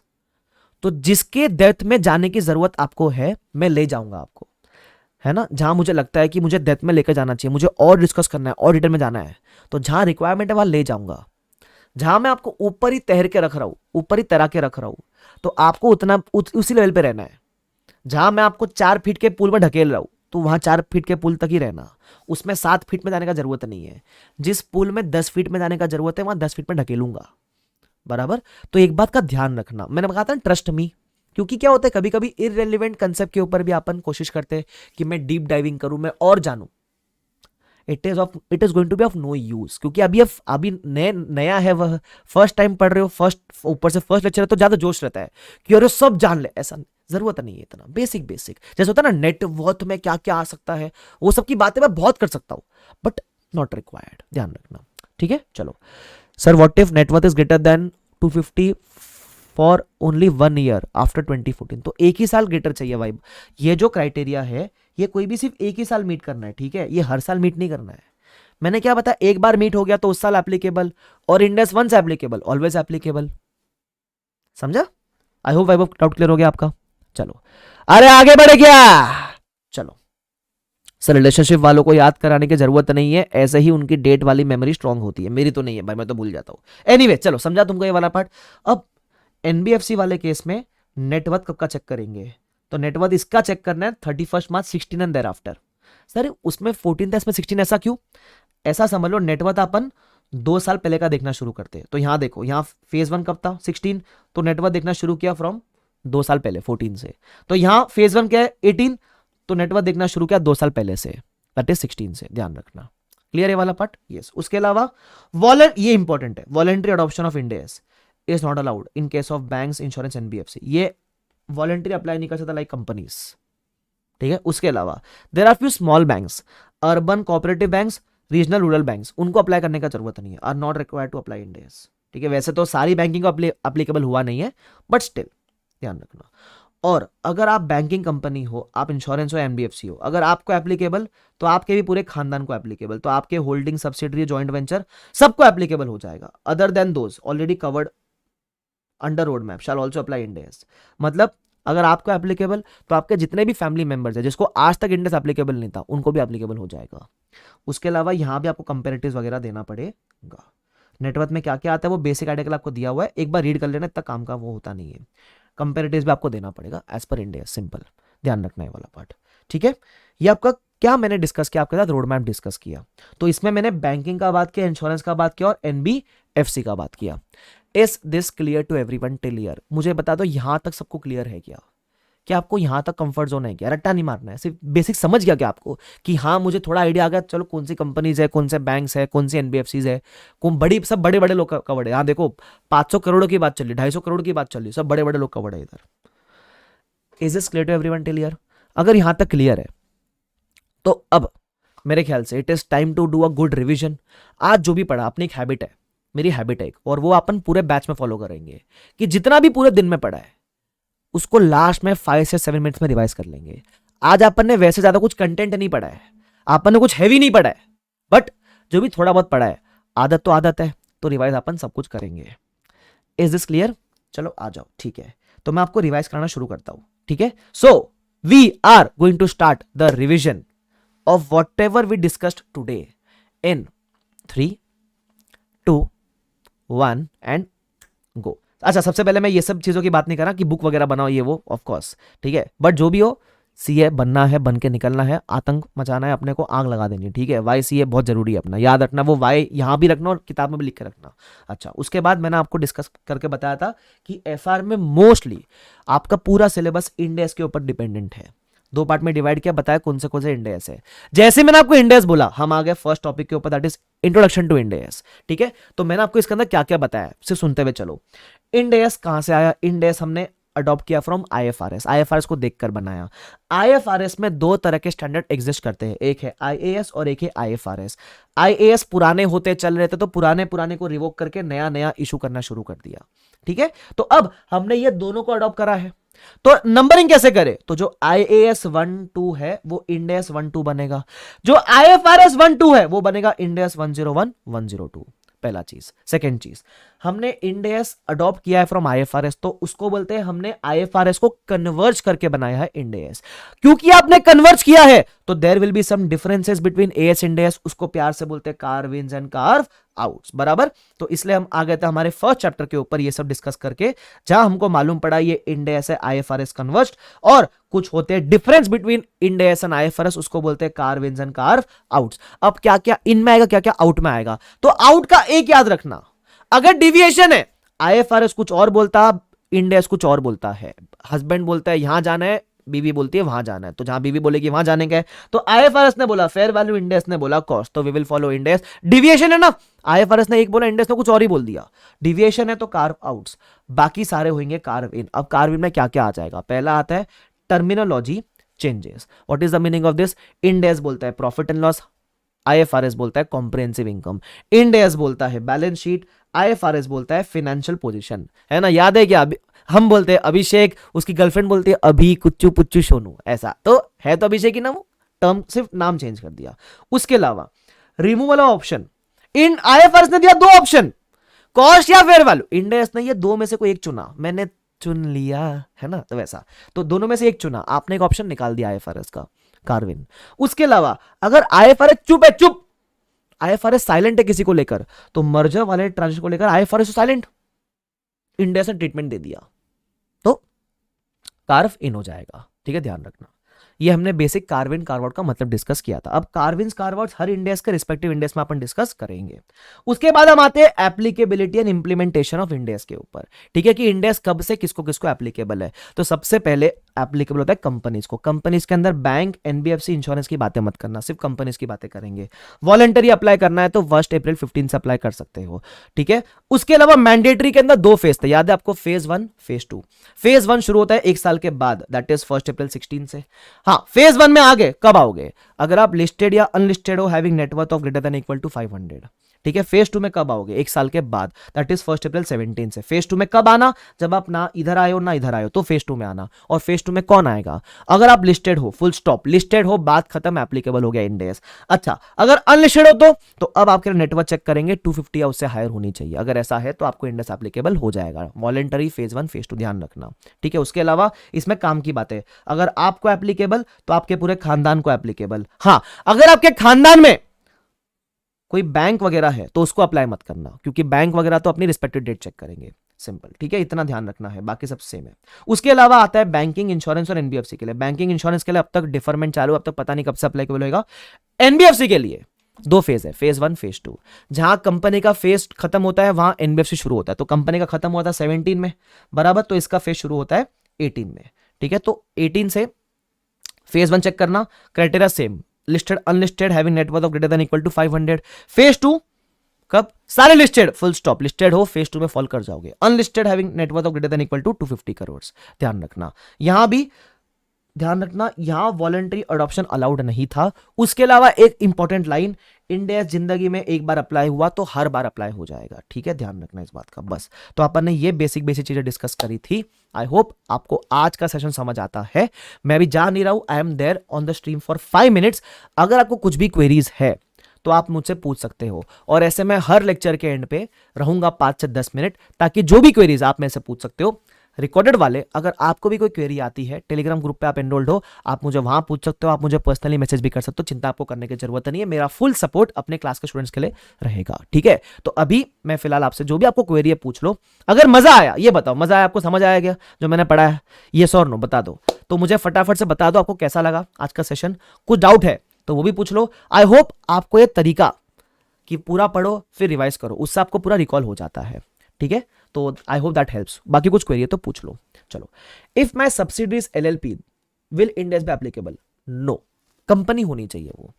Comparative वाला पॉइंट फिर से बता दो, पर इट इज वेरी सिंपल। वैसे ये कंपेरेटिव वाला पॉइंट काफी जगह पे आएगा जो अपन दूसरे इंडेक्सेस पढ़ेंगे, बट बेसिकली अगर आपको किसी साल इंडेक्स एप्लीकेबल हो गया, सपोज एनबीएफसी हो, तो एनबीएफसी में सपोज मैं फेज 2 में फॉल कर गया, तो मुझे करंट ईयर कब से अप्लाई होगा, 1920 से। तो अब आपके जो फाइनेंशियल्स है उसमें आपको प्रीवियस ईयर का कॉलम देना कंपलसरी होता है।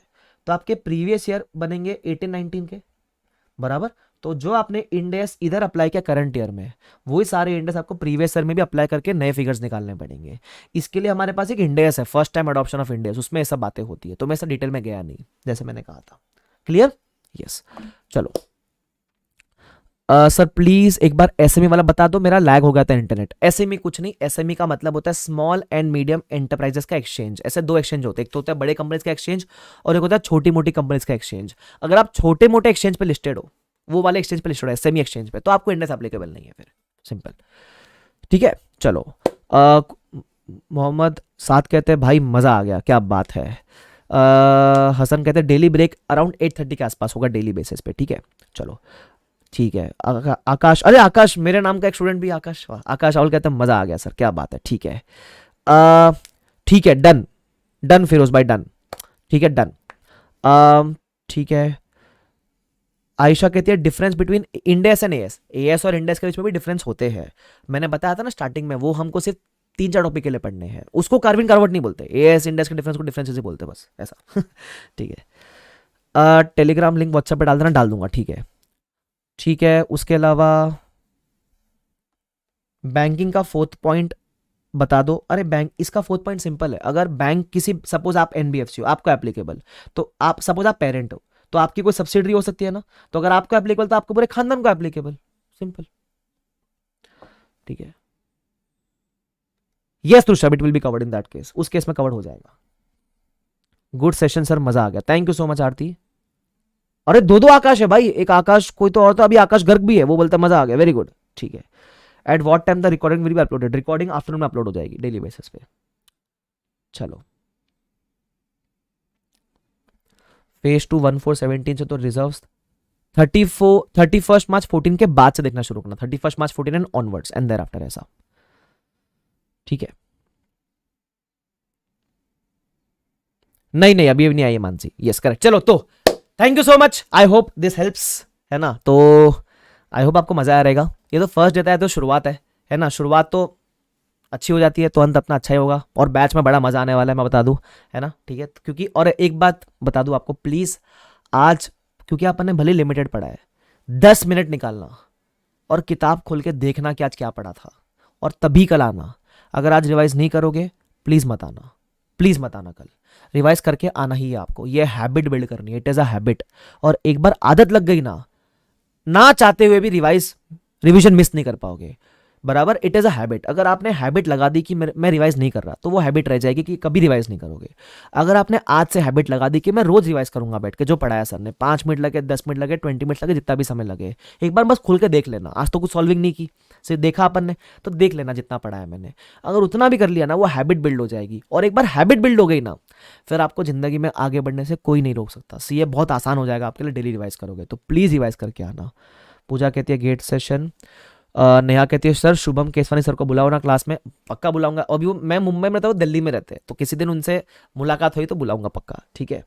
Great session, looking forward to learn with fun, अरे मजा आ जाएगा तुमको, ठीक है। चलो तो प्लीज रिवाइज करके आना। Thank you so much Harshna for the kind feedback. Please revise करके आना डेली बेसिस पे। कल मैं आते ही पहला सवाल पूछूंगा, रिवाइज किया कि नहीं किया, नहीं रिवाइज करेगा भगा दूंगा बाहर में, ठीक है, ध्यान रखना इस बात का। तो यार मज़ा आ गया, thank you for wonderful session, thank you so much यार। मैं कह रहा हूँ अभी तो शुरुआत है यार, मतलब अभी तो टॉपिक अच्छे अच्छे आने बाकी है, जिसमें बहुत धमाका होने वाला है, मज़ा आ जाएगा तुम लोग को, ठीक है, मैं सच्ची बोल रहा हूँ, मज़ा आ जाएगा तुम लोग को। तो बस रिवीजन करना, जैसे मैं बोलूँ वैसे करना।